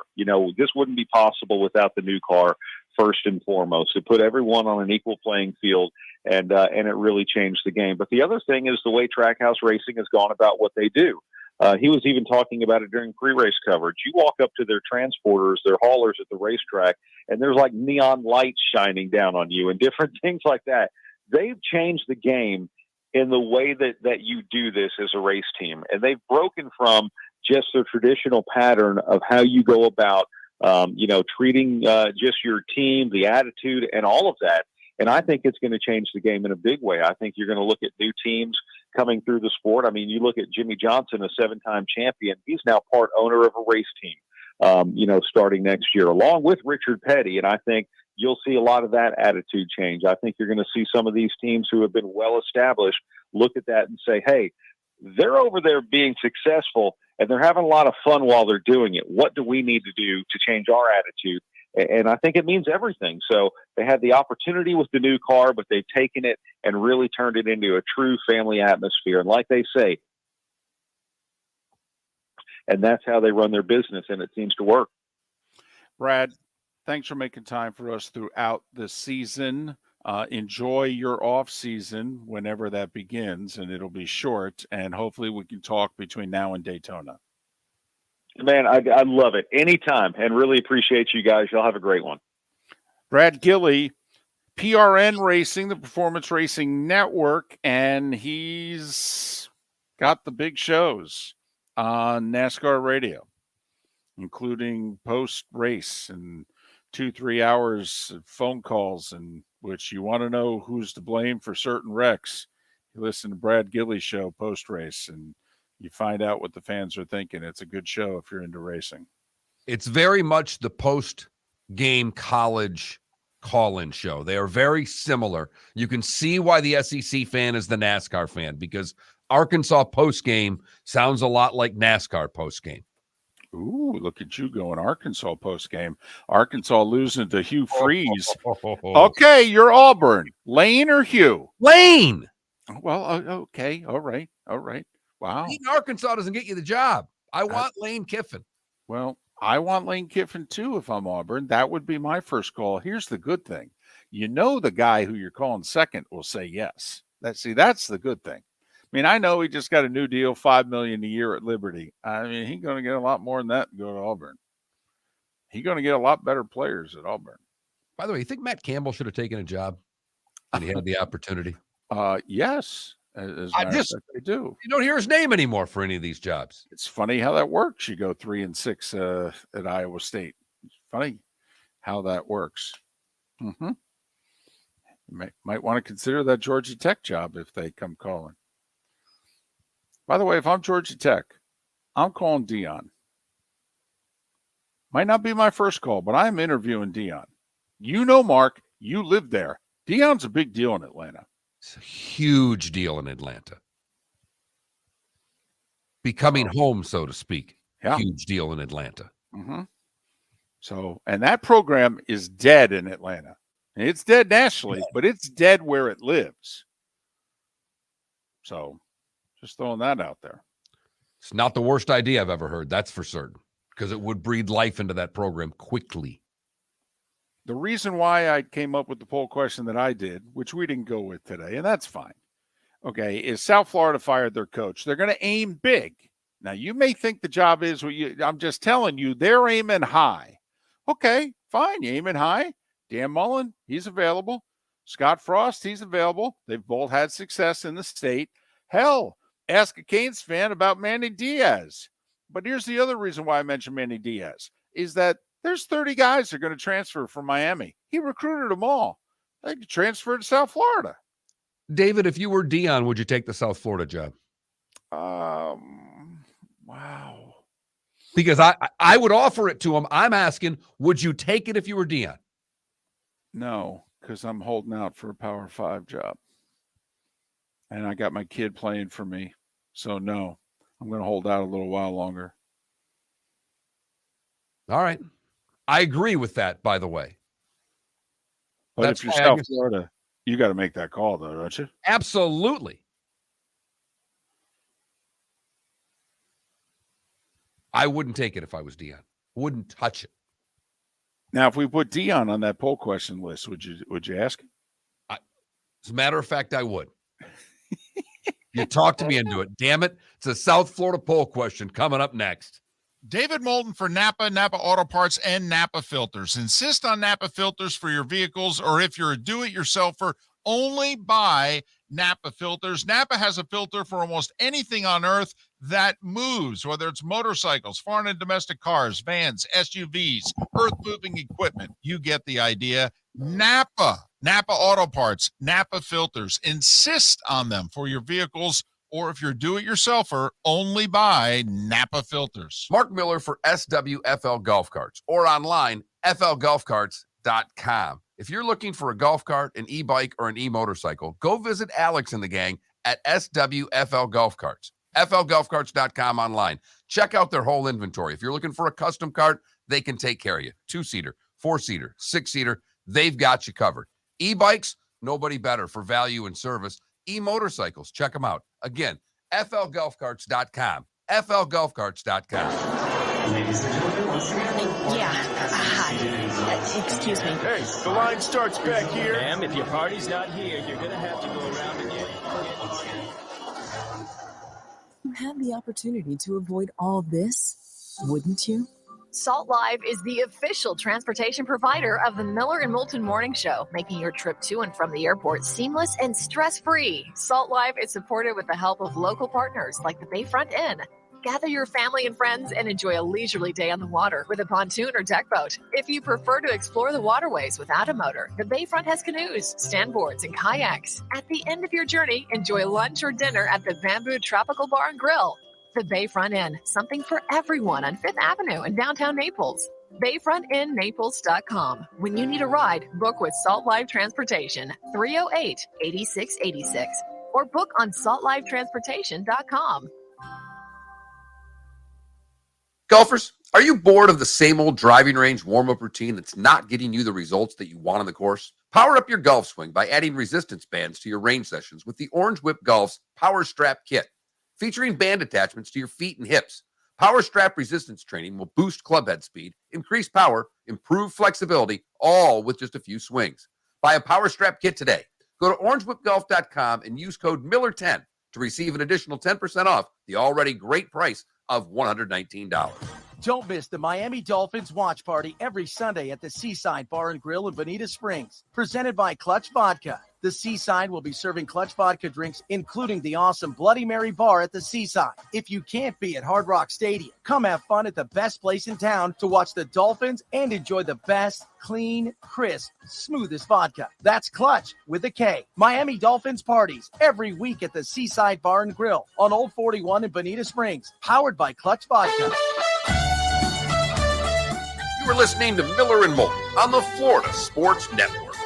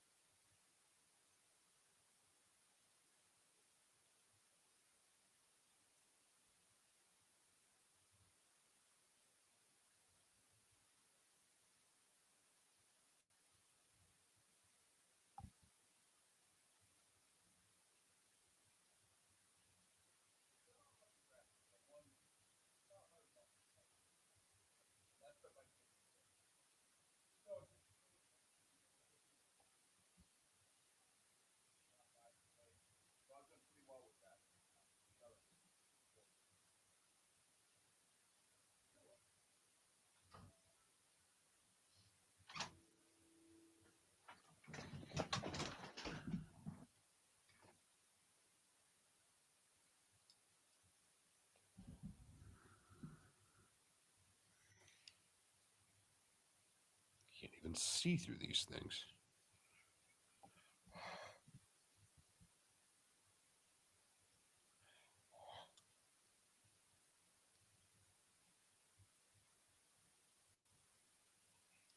Wow.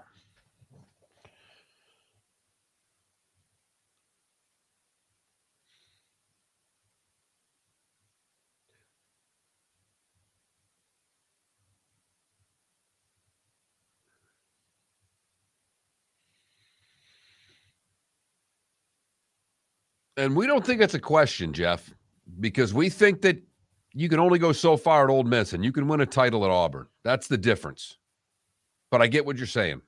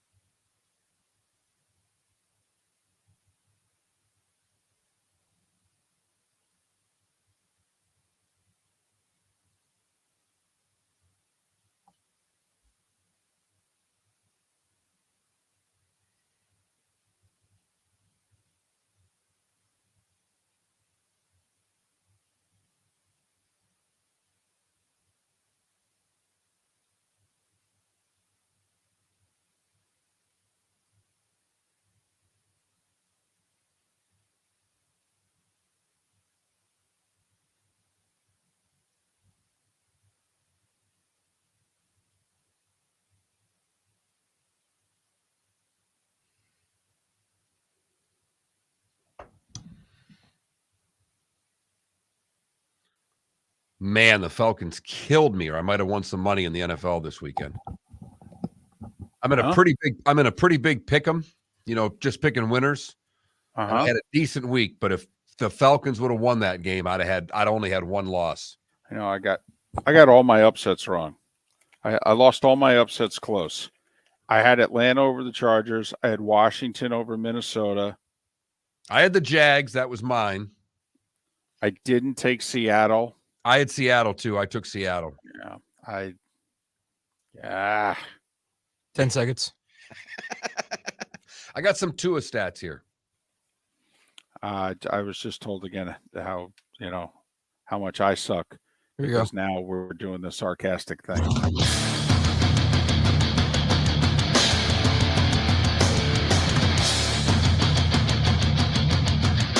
You are listening to Miller and Moulton, exclusively on the Florida Sports Network. And now, here's Mark Miller and David Moulton. It is the bonus hour. Miller and Moulton on this first Monday of November. I come at you from warm New Orleans, where it's almost 10 degrees above normal. They're going to have mid-80s today, 84, 85. They had it yesterday. Going to have it today, going to have it tomorrow. Of course, it doesn't matter. The game's in a dome where it's 72 with no breeze. Saints and Ravens. Go get a po' boy after the show. Well, Mark, do you take the nap immediately? Well, or do you venture out immediately, do the food, do the 3 hours, and then see, you're the hockey guy. You always had a 10 a.m. morning skate, that sort of deal. I could tell you're the 1 to 3 p.m. nap guy. Ideally with that full belly too. You don't want to nap on an empty stomach. I'll say this. Monday, I do it your way. Monday, I usually get a good night's sleep Sunday. And so I don't have to nap right away. So I can hit the town, so to speak. Tomorrow, on the other hand, you got to go down after the show. I can barely make it through the show. And it's great being in the Central Time Zone because the show's done by, 9 and checkout's no earlier than 11. So I can at least get a power hour in before I got to check out. Oh, yeah. Hey, I know you don't like some of these stats, but I just have to throw them at you because they're fun. Because apparently people aren't taking our sarcasm the right way, as we've been having fun saying how much Tua sucks today. Because it does show there are new people coming to the show all the time, David. Miller and Moulton are two big Tua fans. Have been from the word go. Correct.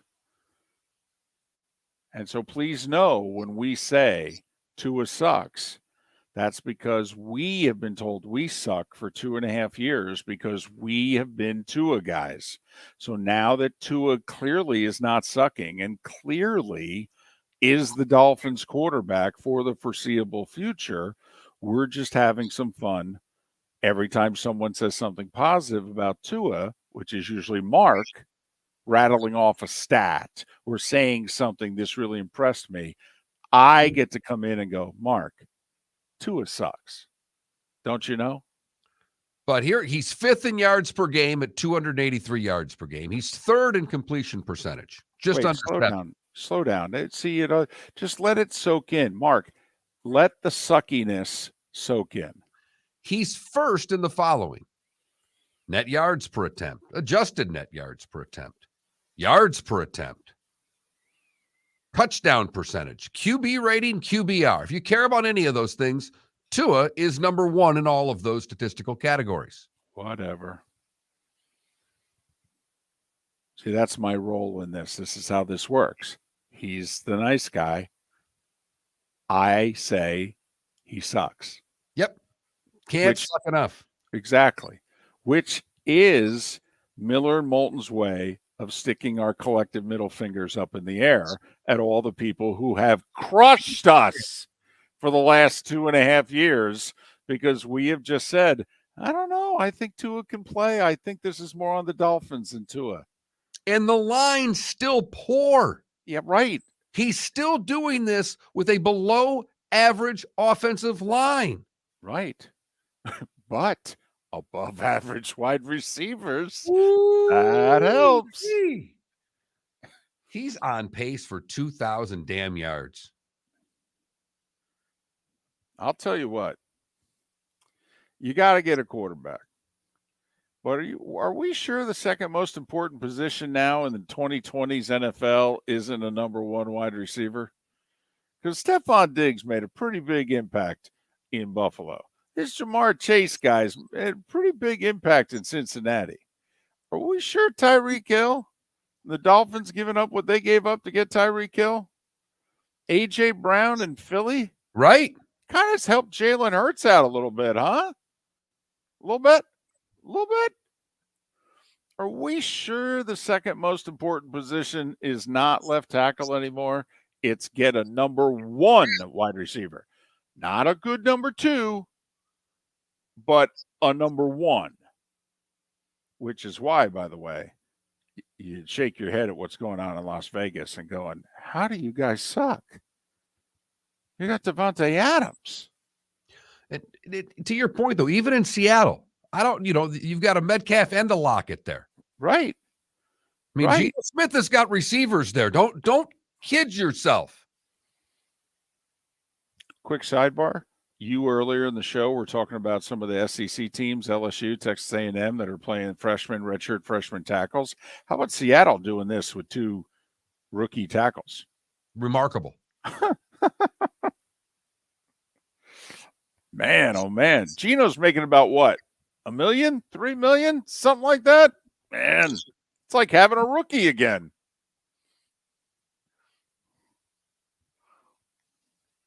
Good for them. So you're on to something. I mean, look at, in Arizona lost yesterday, but they couldn't score. D-Hop comes back. They look like an offense again. Yeah. It's funny how that works.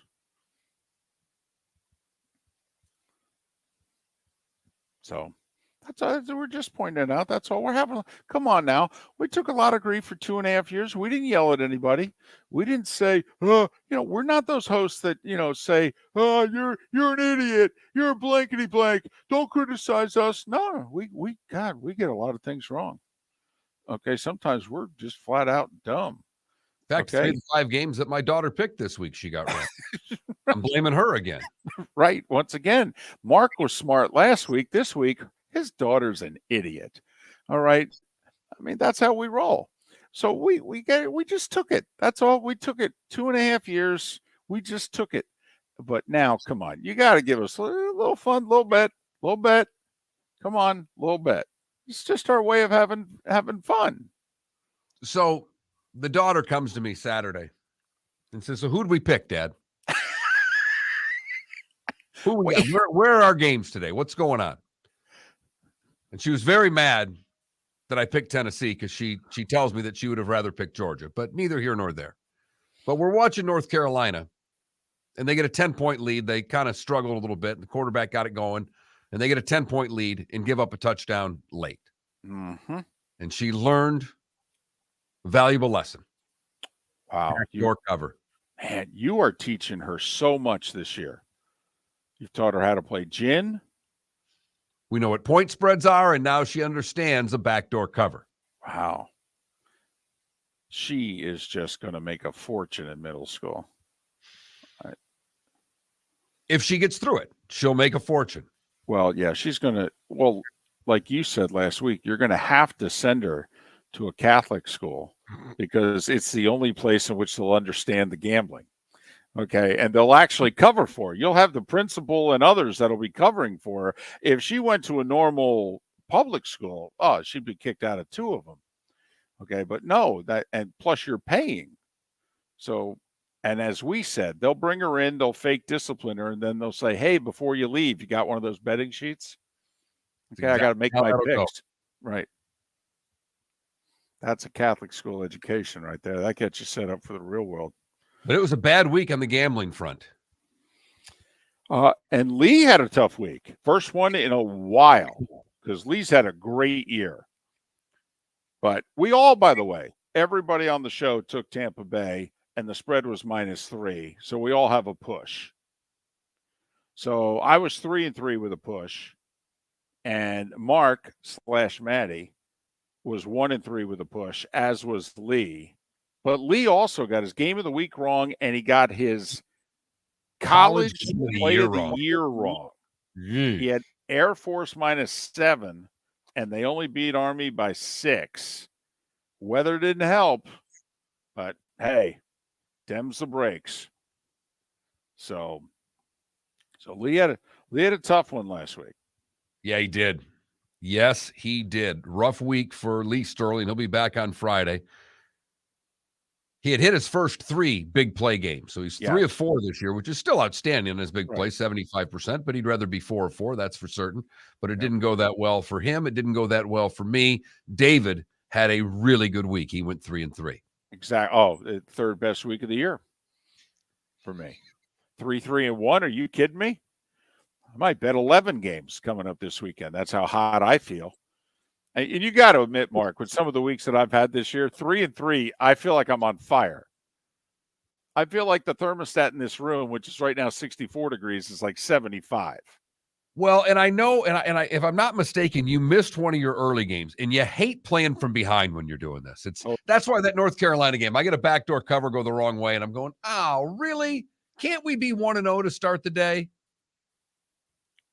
Well, the key was all of our experts were on Georgia. We were not. We both liked the points. We thought it was going to be a better game. We thought Tennessee would find a way to score. And Chris Landry, who gets in, Lee picks the games and he watches films. He's a former player. He understands gambling. He understands trends. He understands the game very well. I would argue Chris Landry understands the game far better because he was a coach and a scout. And when we were talking to Chris in that 8:30 segment on Friday, you could tell that Chris thought that that's how that game was going to play out. Yes. He thought Georgia was clearly better and they were going to show it. And he also thought LSU had a real chance to win straight up. He thought they had a real shot to win. I will say, I had a good night. I had Florida State and I had LSU. So that's how I had a winning Saturday and was able to survive Sunday. But, the Canes need to thank the rest of the sports world. Because outside of South, and even the Canes need to thank the Dolphins too. Because even in South Florida, the stench from that debacle, embarrassment. I mean, when you got your fans leaving mid-second quarter, I mean, Felipe's gone to every Canes home game this year. Him and his family left at halftime. Halftime. Of the biggest game of the year. Right. By the way, sold out too. Yeah. Great crowd at pregame. Sure. It's always going to be sold out. Yeah. Yeah, it's the only time Florida State fans don't have to get a 3-night hotel stay to go watch their team play. Totally. Who thought it'd be cheaper to go to South Beach for the weekend than Tallahassee? Once every 2 years it is. But the Canes should thank the Miami Dolphins. Because the Dolphins winning and 2 of them, and and so maybe they don't get crushed as badly as they should. Because wow, but he's still getting recruits, and he's going to have to because that team's quit on him. Yep, they're not interested in playing, and that was an embarrassment on Saturday night. It was a flat out embarrassment. There was no effort. You're blown off the field by a rival. and you let it happen. Miami, that one's on you. David, you're right. The Dolphins should get a thank you letter in the mail. David Moulton for Napa, Napa Auto Parts, and Napa Filters. Insist on Napa filters for your vehicles, or if you're a do-it-yourselfer, only buy Napa filters. Napa has a filter for almost anything on earth that moves, whether it's motorcycles, foreign and domestic cars, vans, SUVs, earth-moving equipment. You get the idea. Napa Auto Parts, Napa filters. Insist on them for your vehicles, or if you're a do-it-yourselfer, only buy Napa filters. Mark Miller for SWFL Golf Carts, or online, flgolfcarts.com. If you're looking for a golf cart, an e-bike, or an e-motorcycle, go visit Alex and the gang at SWFL Golf Carts. flgolfcarts.com online. Check out their whole inventory. If you're looking for a custom cart, they can take care of you. 2-seater, 4-seater, 6-seater, they've got you covered. E-bikes, nobody better for value and service. E-motorcycles, check them out. Again, flgolfcarts.com. flgolfcarts.com. Ladies and gentlemen, once again. Yeah. Hi. Excuse me. Hey, the line starts back here. Ma'am, if your party's not here, you're going to have to go around again. If you had the opportunity to avoid all this, wouldn't you? Salt Live is the official transportation provider of the Miller and Moulton Morning Show, making your trip to and from the airport seamless and stress-free. Salt Live is supported with the help of local partners like the Bayfront Inn. Gather your family and friends and enjoy a leisurely day on the water with a pontoon or deck boat. If you prefer to explore the waterways without a motor, the Bayfront has canoes, standboards, and kayaks. At the end of your journey, enjoy lunch or dinner at the Bamboo Tropical Bar and Grill. The Bayfront Inn, something for everyone on 5th Avenue in downtown Naples. BayfrontInNaples.com. When you need a ride, book with Salt Live Transportation, 308-8686, or book on saltlivetransportation.com.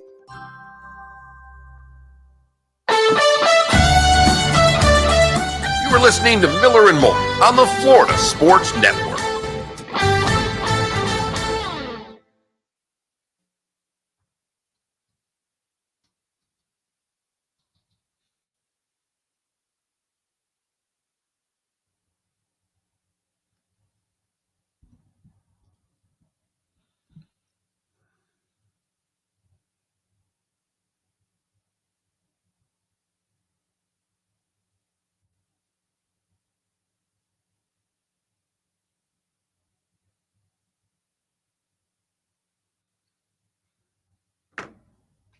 Be really happy when tomorrow's over.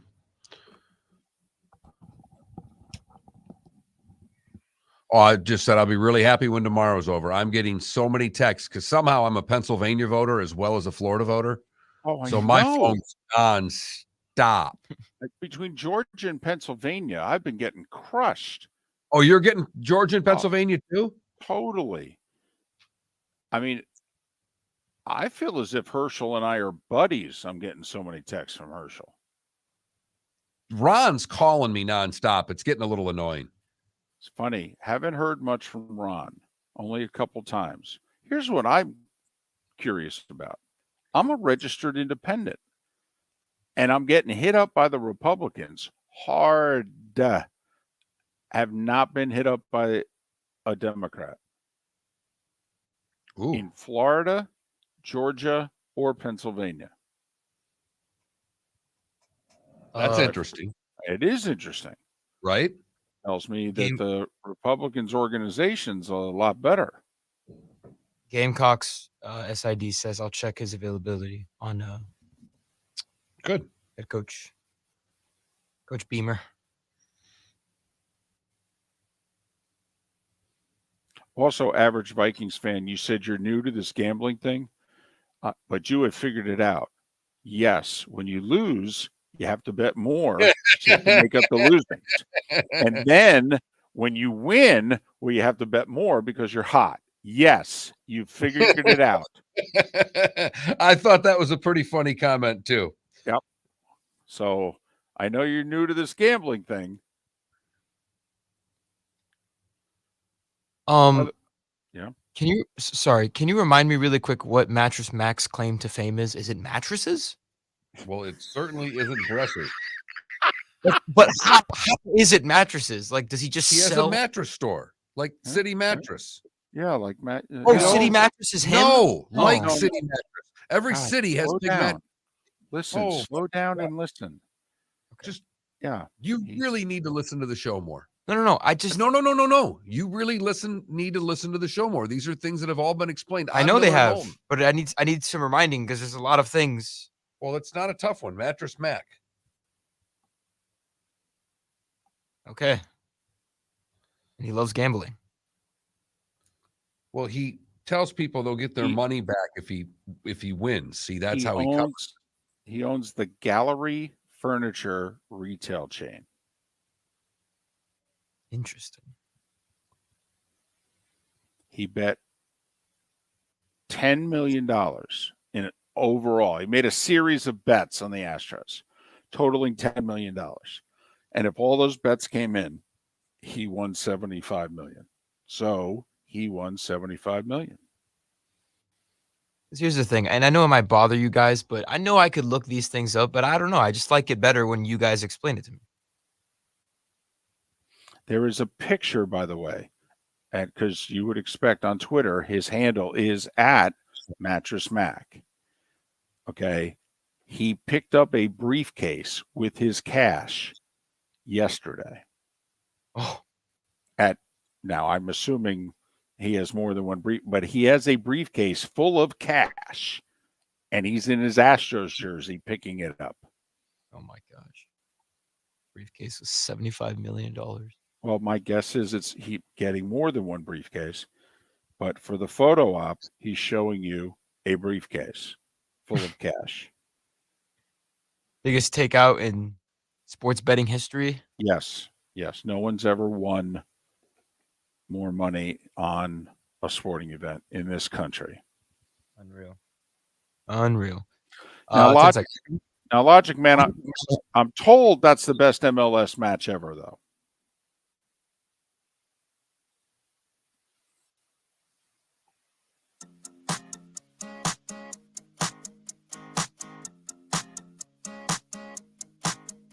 You're listening to Miller and Moulton, exclusively on the Florida Sports Network.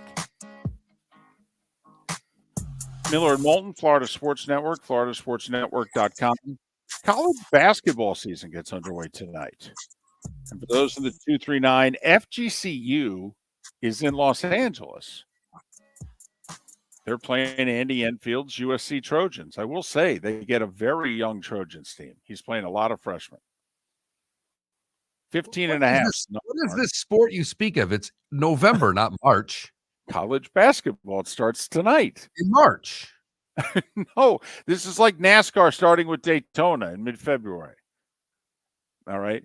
This is April baseball. Opening day. It's a big deal. Then you can not pay attention to it for months. It's the same way with college basketball. Hey, college basketball starts tonight. FGCU getting 15 and a half at USC. I will say Duke has two freshmen that could be out tonight. One's out, another one's two kids that play. Okay. I don't know what the line is against Jacksonville. Jacksonville is supposed to be good. They're picked second in the A-Sun. Correct. Lost in the conference final last year, in fact. And now they had a good team last year. I'm curious how many. I think most of them are coming back. If I remember, it was one of the last games I broadcast. They had a bunch of juniors. They were a junior-dominated team. So I think they bring most everybody back. I happened to see a tweet looking at football stuff during the show, and occasionally someone I follow is talking about college basketball on there. FGCU with a new coach, Pat Chambers. They're getting 15 and a half last I saw at USC tonight. I would lay the points personally, but I heard FGCU's got injuries at a couple key spots and what have you. Now, I will give you this, however. They then stay on the coast, and they go a couple hours south, and they're playing Steve Lavin's San Diego team. Steve Lavin left broadcasting, got back into coaching. He's coaching USD, University of San Diego. Joe Dooley told me that would be his retirement job. He said, University of San Diego? Yes, he said it pays horribly, but that's where I want to live. Okay, he goes, I need to figure out how my retirement job could be University of San Diego. All right. I go, Joe, you First haven't place made is that retire. little Joe hasn't made that little money in a long time. That job pays like 200 grand. Now, maybe Lavin got a little more out of him, but the three guys before him were making about $150 to 200, which is Tough not to just live great on in living. San Diego. Exactly. It's one of the most expensive cities in this country. But I do think FGCU may be an upset special for game 2 against San Diego. Just throwing that one out there. I don't like them tonight, but I like them a lot in the second game they play. So there you go. I'll take you at your word. We got early season college basketball with A-Sun teams, and we're talking about point spreads. Moulton, who's having a hell of a year gambling football, but believe it or not, picked basketball games, hockey games. He's done pretty well this year. So take it for what it's worth. Just throwing that out there. That's all. I figured get them a game to get, new guys, new coach, new system, get it under their belt. San Diego's not that good. All right. Michael Fly, the cupboard was not left bare. Okay. One of the reasons he was bummed losing the job, he's like, well, we were going to be good again. Yeah, I actually think they're a sneaky play in the A-Sun this year. I really do. And they brought in a couple of transfers on top of that. Chambers did since he's been here. So this we'll find out. They had the terrific point guard from Stetson who transferred in. Also, who I hear is coming off the bench. They're so deep. So, oh, wow. This kid averaged 17 points a game last year. And he's coming off the bench. Wow. Maybe you guys are going to be good. So, we'll see. I mean, they did win 22 games last year. Fans deserve it. Yeah. Because last year was better, but it'd been a run of some pretty disappointing teams. No question about it. But yeah, I mean, most fans had checked out on last year's team, and when you tell them they won 22 games, they went, "What? Really? I wasn't paying attention at all." So, what do you take? Just some quick college football thoughts. We spent a lot of time on the embarrassment that Miami was. Mm-hmm. Some of the big games. What do you take out of Florida's game? Because they were down at the half. I understand that A&M was, sick and they've been playing poorly, but I thought the fact of the matter is that they got a performance they needed. I'm pretty happy as a Gator fan this morning. Yeah, I'm happy about two things. First off, when our quarterback plays well, we're very competitive and we can beat the middle of the run or lower SEC teams. And I'm trying to win at least 7 games this year if I'm a Gator fan. I'm like, listen, I'd really like to win 7. 8 would be great, but give me 7 and then we go to a bowl game and we win. But the other thing is, wow, we played defense for 2 quarters.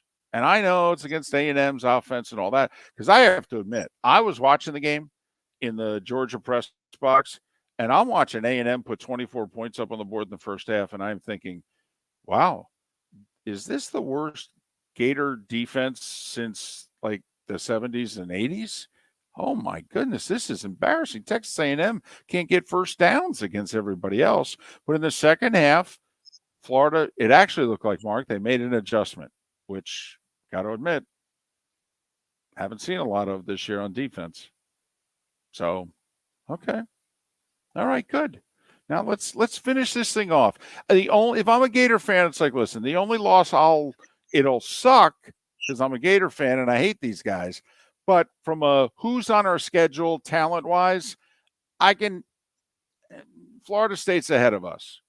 At Tallahassee, be about a 5-point spread. We lose that game, it'll suck because I hate them, but okay, I get it. But the other games, no. We got to win all the other games. South Carolina, yeah, I'm not buying them. Sorry, we got to beat them. And there was a lot of ooftas around college football. Clemson with the biggest one. How about your Spartans? Suspend 8 guys, go to Illinois and beat top 20 Illinois.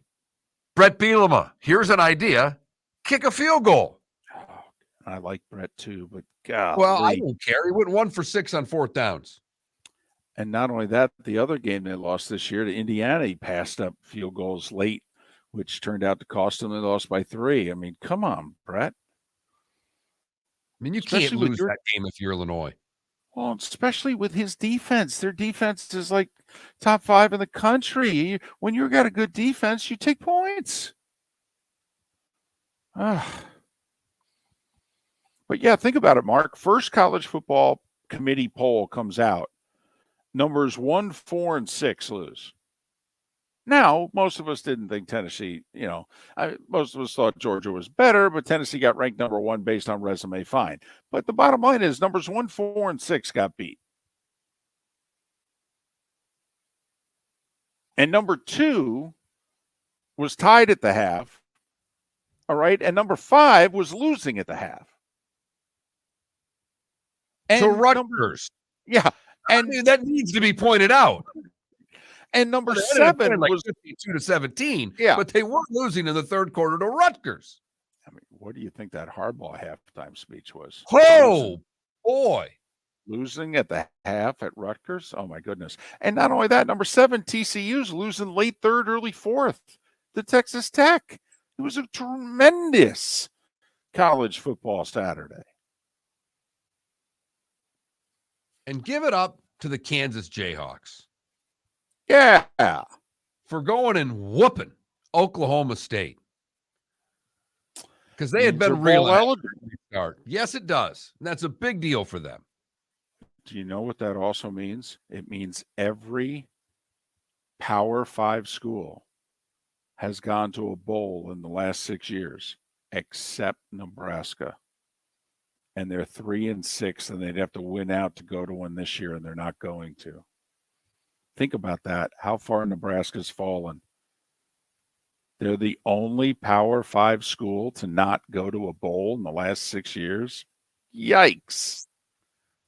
Dolphins watch party every Sunday at the Seaside Bar and Grill in Bonita Springs. Presented by Clutch Vodka. The Seaside will be serving Clutch Vodka drinks, including the awesome Bloody Mary bar at the Seaside. If you can't be at Hard Rock Stadium, come have fun at the best place in town to watch the Dolphins and enjoy the best, clean, crisp, smoothest vodka. That's Clutch with a K. Miami Dolphins parties every week at the Seaside Bar and Grill on Old 41 in Bonita Springs. Powered by Clutch Vodka. Mark Miller for SWFL Golf Carts or online, flgolfcarts.com. If you're looking for a golf cart, an e-bike, or an e-motorcycle, go visit Alex and the gang at SWFL Golf Carts. flgolfcarts.com online.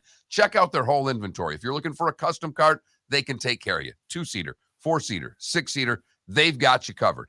E-bikes, nobody better for value and service. E-motorcycles, check them out. Again, flgolfcarts.com. flgolfcarts.com. Ladies and gentlemen, once again.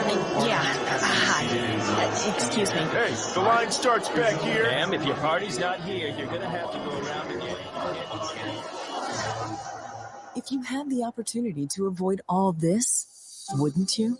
Salt Live is the official transportation provider of the Miller and Moulton Morning Show, making your trip to and from the airport seamless and stress-free. Salt Live is supported with the help of local partners like the Bayfront Inn. Gather your family and friends and enjoy a leisurely day on the water with a pontoon or deck boat. If you prefer to explore the waterways without a motor, the Bayfront has canoes, standboards, and kayaks. At the end of your journey, enjoy lunch or dinner at the Bamboo Tropical Bar and Grill. The Bayfront Inn, something for everyone on 5th Avenue in downtown Naples. BayfrontInNaples.com. When you need a ride, book with Salt Live Transportation, 308-8686, or book on saltlivetransportation.com.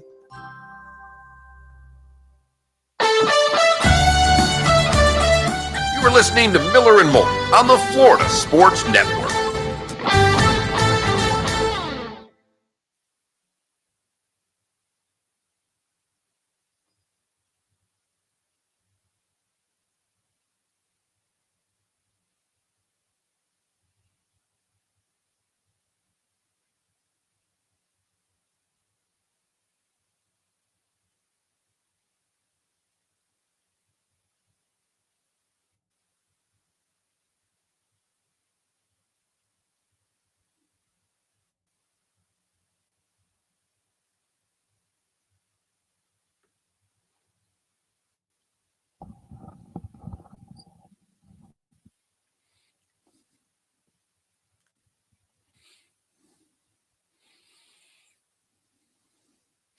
No, Mello. Schiano's going to be Rutgers will be his last stop.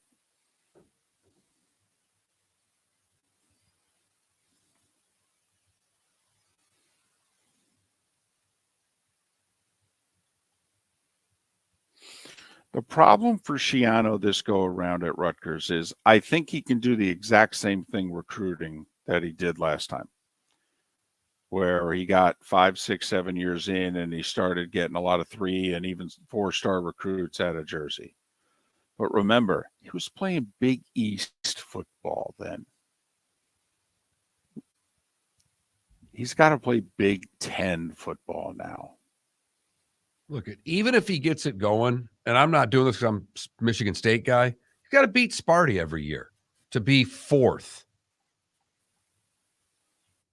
That's and not quite easy. frankly, even Maryland. I mean, there are those in the DMV who have been screaming for years, the talent's here, we should be a top 25 program.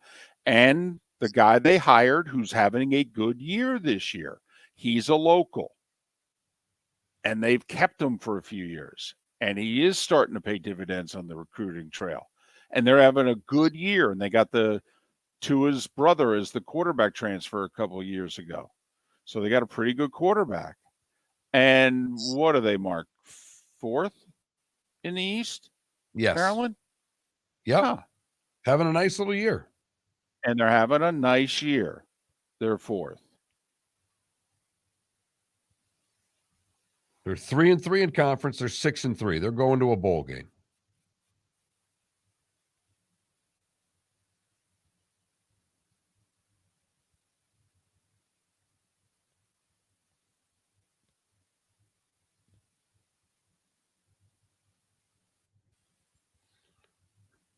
I do get to make fun of some Illinois people this week, which is nice.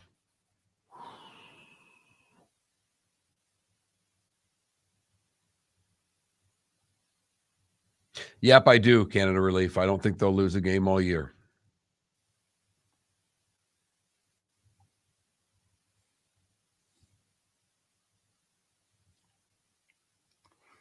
I think it was Tim Reynolds who tweeted out something the other day in which he picked a random game. And he said, no, the Bucks are not going to go 82-0. They're going to lose November 29th to so-and-so, 81-1. Perfect. I will say that McDaniel's pretty good about getting plays called up so that Hill has linebackers on him in one-on-one. I don't know how that happens. I don't either. I don't know how it happens 2-3 times a game in which he ends up one-on-one with a safety or a linebacker, and you're like, that poor bastard. Mm-hmm. Yep. Well, how about the play in the Florida State-Miami game? I forget when it happened, but they had the back coming out of the backfield on a wheel route. He's being covered by a defensive end. And not a fast one either. He was only open by about 10 yards. It was only about a 40-something yard gain. They showed a stat here on Sports Center or something. The Lions tight end that was wide open for the touchdown. It's the most open anybody's been in the NFL since 2010. Damn. In an end zone play. He was in the end zone. There's no more than 15 yards of him, and he was in the end zone.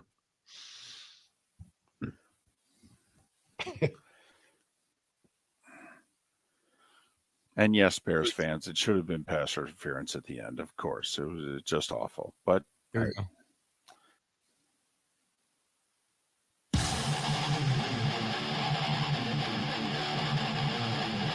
You're listening to Miller and Moulton, exclusively on the Florida Sports Network. the home stretch on this first Monday in November. Monday Night Football tonight. Ravens, a slight favorite in Nolens against the Saints. Baltimore trying to stay a game ahead of Cincinnati in the north. New Orleans trying to get into a three-way tie for first in the south. That's what we got going on here.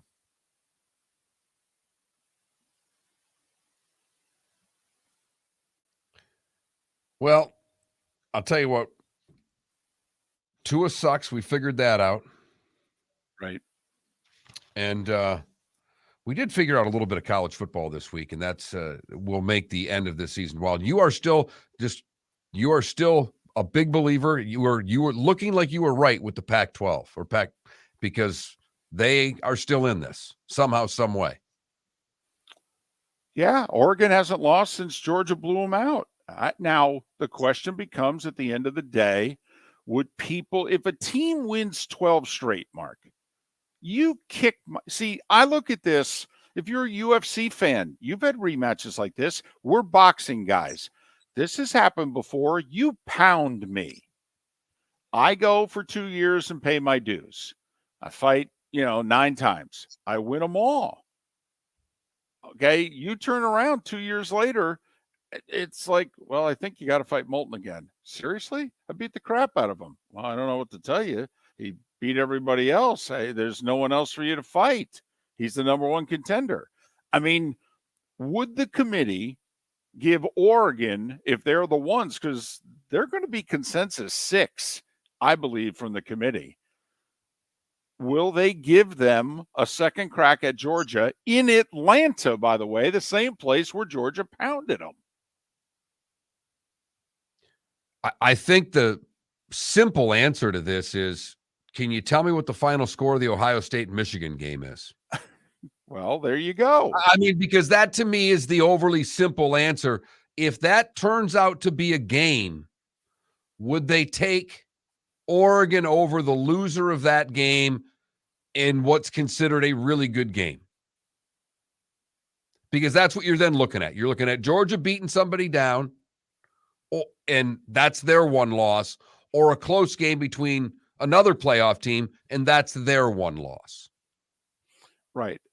Assuming TCU is going to lose and they don't go 13-0, you could, Tennessee's favored in every game they play the rest of the way. They're sitting there at 11-1. We all know they lost at Georgia by 2 touchdowns, although the game felt worse than that. All right. Let's just say Ohio State, Michigan play. The loser loses by, 7 to 10 points. They're sitting there at 11-1. So we got those two 11-1. They don't even make their conference championship game teams. And then we could have a 12-1 Pac-12 champion in the winner of USC, UCLA, and or Oregon. I got to think, Mark, the 12-1 Pac-12 champion, if TCU loses, the Pac-12's got 3 teams ranked in the top 10 right now. I got to believe that if we get a 12-1 Pac-12 champion, even if it's Oregon, that the committee grits their teeth and go, yeah, guys, don't know what to tell you. We can't. I think they get in ahead of the 2 11-1 teams who didn't even make their conference championship game. Oh, I don't know if Oregon does. Oregon versus Tennessee in and of itself, Tennessee's best win would be what? Alabama, even though a 2-loss Alabama. Oregon's best win is going to be USC, UCLA. So that argument alone, I think, is a really interesting one inside the committee. I will say, if for whatever reason we have an Oregon fan listening, you've already beaten UCLA. You want USC to get in the conference championship game at 11-1 and then beat them so that you could go, well, we beat Utah, we beat USC, we beat UCLA. What do you want us to do? Lost 1 game. It was in September, everybody. Right. Since then, we've won 12 in a row. And only 2 schools have a longer winning streak than us. What do you want to do? So, but hey, a lot's good. Look at what just changed in one weekend. Right. This is like talking about the Heisman before Thanksgiving. It's a joke. I don't think it's as big of a joke as Heisman talk. Because that doesn't even matter. I do think there's a little, it is we do kind of talk about these things a lot on this show. Yeah, it's just that it's tough to take the playoff committee seriously. I don't take the committee seriously. I take the rest of the schedule seriously. I take what's going on seriously, and then to play out a couple of scenarios, I think it's worth doing from time to time. I'm not going to focus on it every day. I know you got business to do here. Let me ask you this, just in theory. Not that much. You'd be surprised. Okay. You can ramble through this in a hurry. If LSU wins out, do they make the playoff? Yes. Remember, we've never had a 2-loss team in the playoff. All right.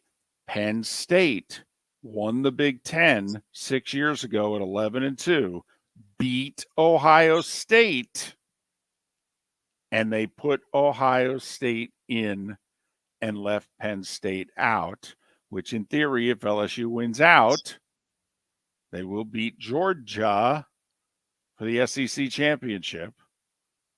And I think we all think if Georgia makes it to Atlanta 12-0, Georgia's in, correct? Yes. Okay. So then that would have to be 2 from the SEC. And Tennessee's going to be sitting there going, well, we went to LSU and kicked the out of them. Why are you going to put them in? Don't know what to tell you. They're the conference champion.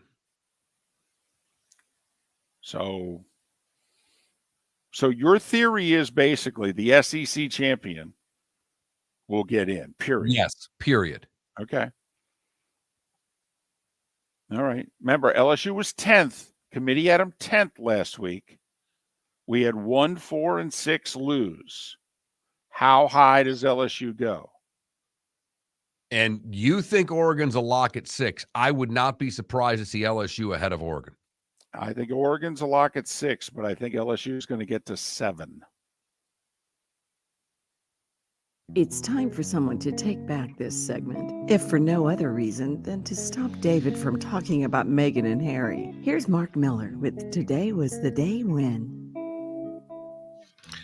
All right, 1805, Lewis and Clark see the Pacific Ocean at the mouth of the Columbia River. 1820, James Monroe reelected as president. 1874, the first cartoon depicting an elephant as the Republican Party symbol is done by Thomas Nast. Huh. Rutherford B. Hayes wins in 1876, did not win the popular vote, but wins the Electoral College. 1943, finally some sports, David. The Lions and Giants play the last scoreless tie in the NFL. What year was that? 43. 1959, Ryder Cup, U.S. wins. 1962, Glenn Hall sets an NHL record of 503 consecutive games as the goaltender. That's like, they didn't play 80 then either. That's every bit of 7 years. Mm-hmm. 1976, Gone with the Wind makes its broadcast television debut, aired in 2 parts over consecutive nights, earned a 65% share of TV viewers. It was today in 1991 that Magic Johnson announced he has HIV and retires from the Lakers. It was a Thursday. It was a slow news day. And I'm not being sarcastic. I was doing sports in Binghamton, New York. I remember at 3:00 having my feet up on the desk going, what in the world am I going to do for a sportscast today? And around 4:00, word started to spread. And Magic had his presser at like 4:30 Eastern. And it was like, I need more time. I was still in college at Michigan State, and I had a night class. And needless to say, we didn't talk at all about the English composition that we were supposed to be talking about. In 2000, the election between Bush and Gore is inconclusive. The result. Too close to call, Mark. Too close to call. I believe that was the official phrase, right? Florida, too close to call. You ain't kidding. 2 years ago, Biden was declared the winner. A year ago, Kyle Larson holds off Martin Truex to win his first series championship. Billy Graham and Joe Niekro both born today. Joni Mitchell and Singer Lord both celebrating birthdays today as well. Not a very big day today. I'm thinking that I missed a lot because there was a lot of football going on, and I may have rushed it. So what do you have over there, David? Not really. I mean, Steve McQueen died on this day in 1980. I mentioned that for my mom. Mine too, if she were listening, for the record. Both big fans then. that's no, you hit the biggies. I mean, FDR, one is unprecedented. We'll never see it again. Fourth term today in 44. He wouldn't live another year. In fact, I don't think he lives another 6 months.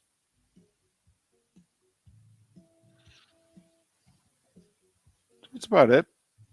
All right. That then takes us to. You've heard folks elsewhere mock Florida is gonna Florida. Well, Mark Miller sees it differently. He calls it the good, the bad, and the ugly. What you got, Mark? Guy runs to the grocery store to get Halloween candy. Wasn't his first choice of a store. He said, I wasn't going to go to this store, but I was in a hurry to get home. He bought 10 quick picks, earned him $1 million in the Powerball. Nice. Best part is this whole story talks about all this guy's quotes. It never says his name. That's why I keep saying this guy. So he got interviewed at the lottery place, but didn't have to give his name. For the bad, we go to Australia. Story you'll love, David. Snake wranglers were summoned to an Australian home where a resident discovered the moving microwave was a pair of mating pythons. Ugh. Yeah. The two snakes, both pretty good size, were behind the woman's microwave, making it happen. And that was making the microwave move. And the carpet pythons were then snatched by the wrangler. Finally, the ugly. Can't fix stupid. You go to Springfield, Missouri for it, where, according to Springfield police, two people went into the Ross Dress for Less store to steal a lot of clothes. They ran out of the store, each got in their own separate cars to make a quick getaway, and crashed into one another. They were arrested in the parking lot, the getaway cars unable to get away. That is the good, the bad, and the ugly on today, November the 7th, 2022. You go right, I'll go left. All right. Competing stats here for Monday Night Football tonight. I always have to throw in some nuggets like I'm actually paying attention to this game. So Lamar Jackson's been on Monday Night Football 5 previous times. 12 TDs, no interceptions. That's pretty good. Yep. 5 times on Monday Night Football, he's 3-2. He's alternated wins and losses every time. Win-loss, win-loss, win. You get where I'm going here. Baltimore 1.5-point favorite. So basically it's pick a winner tonight.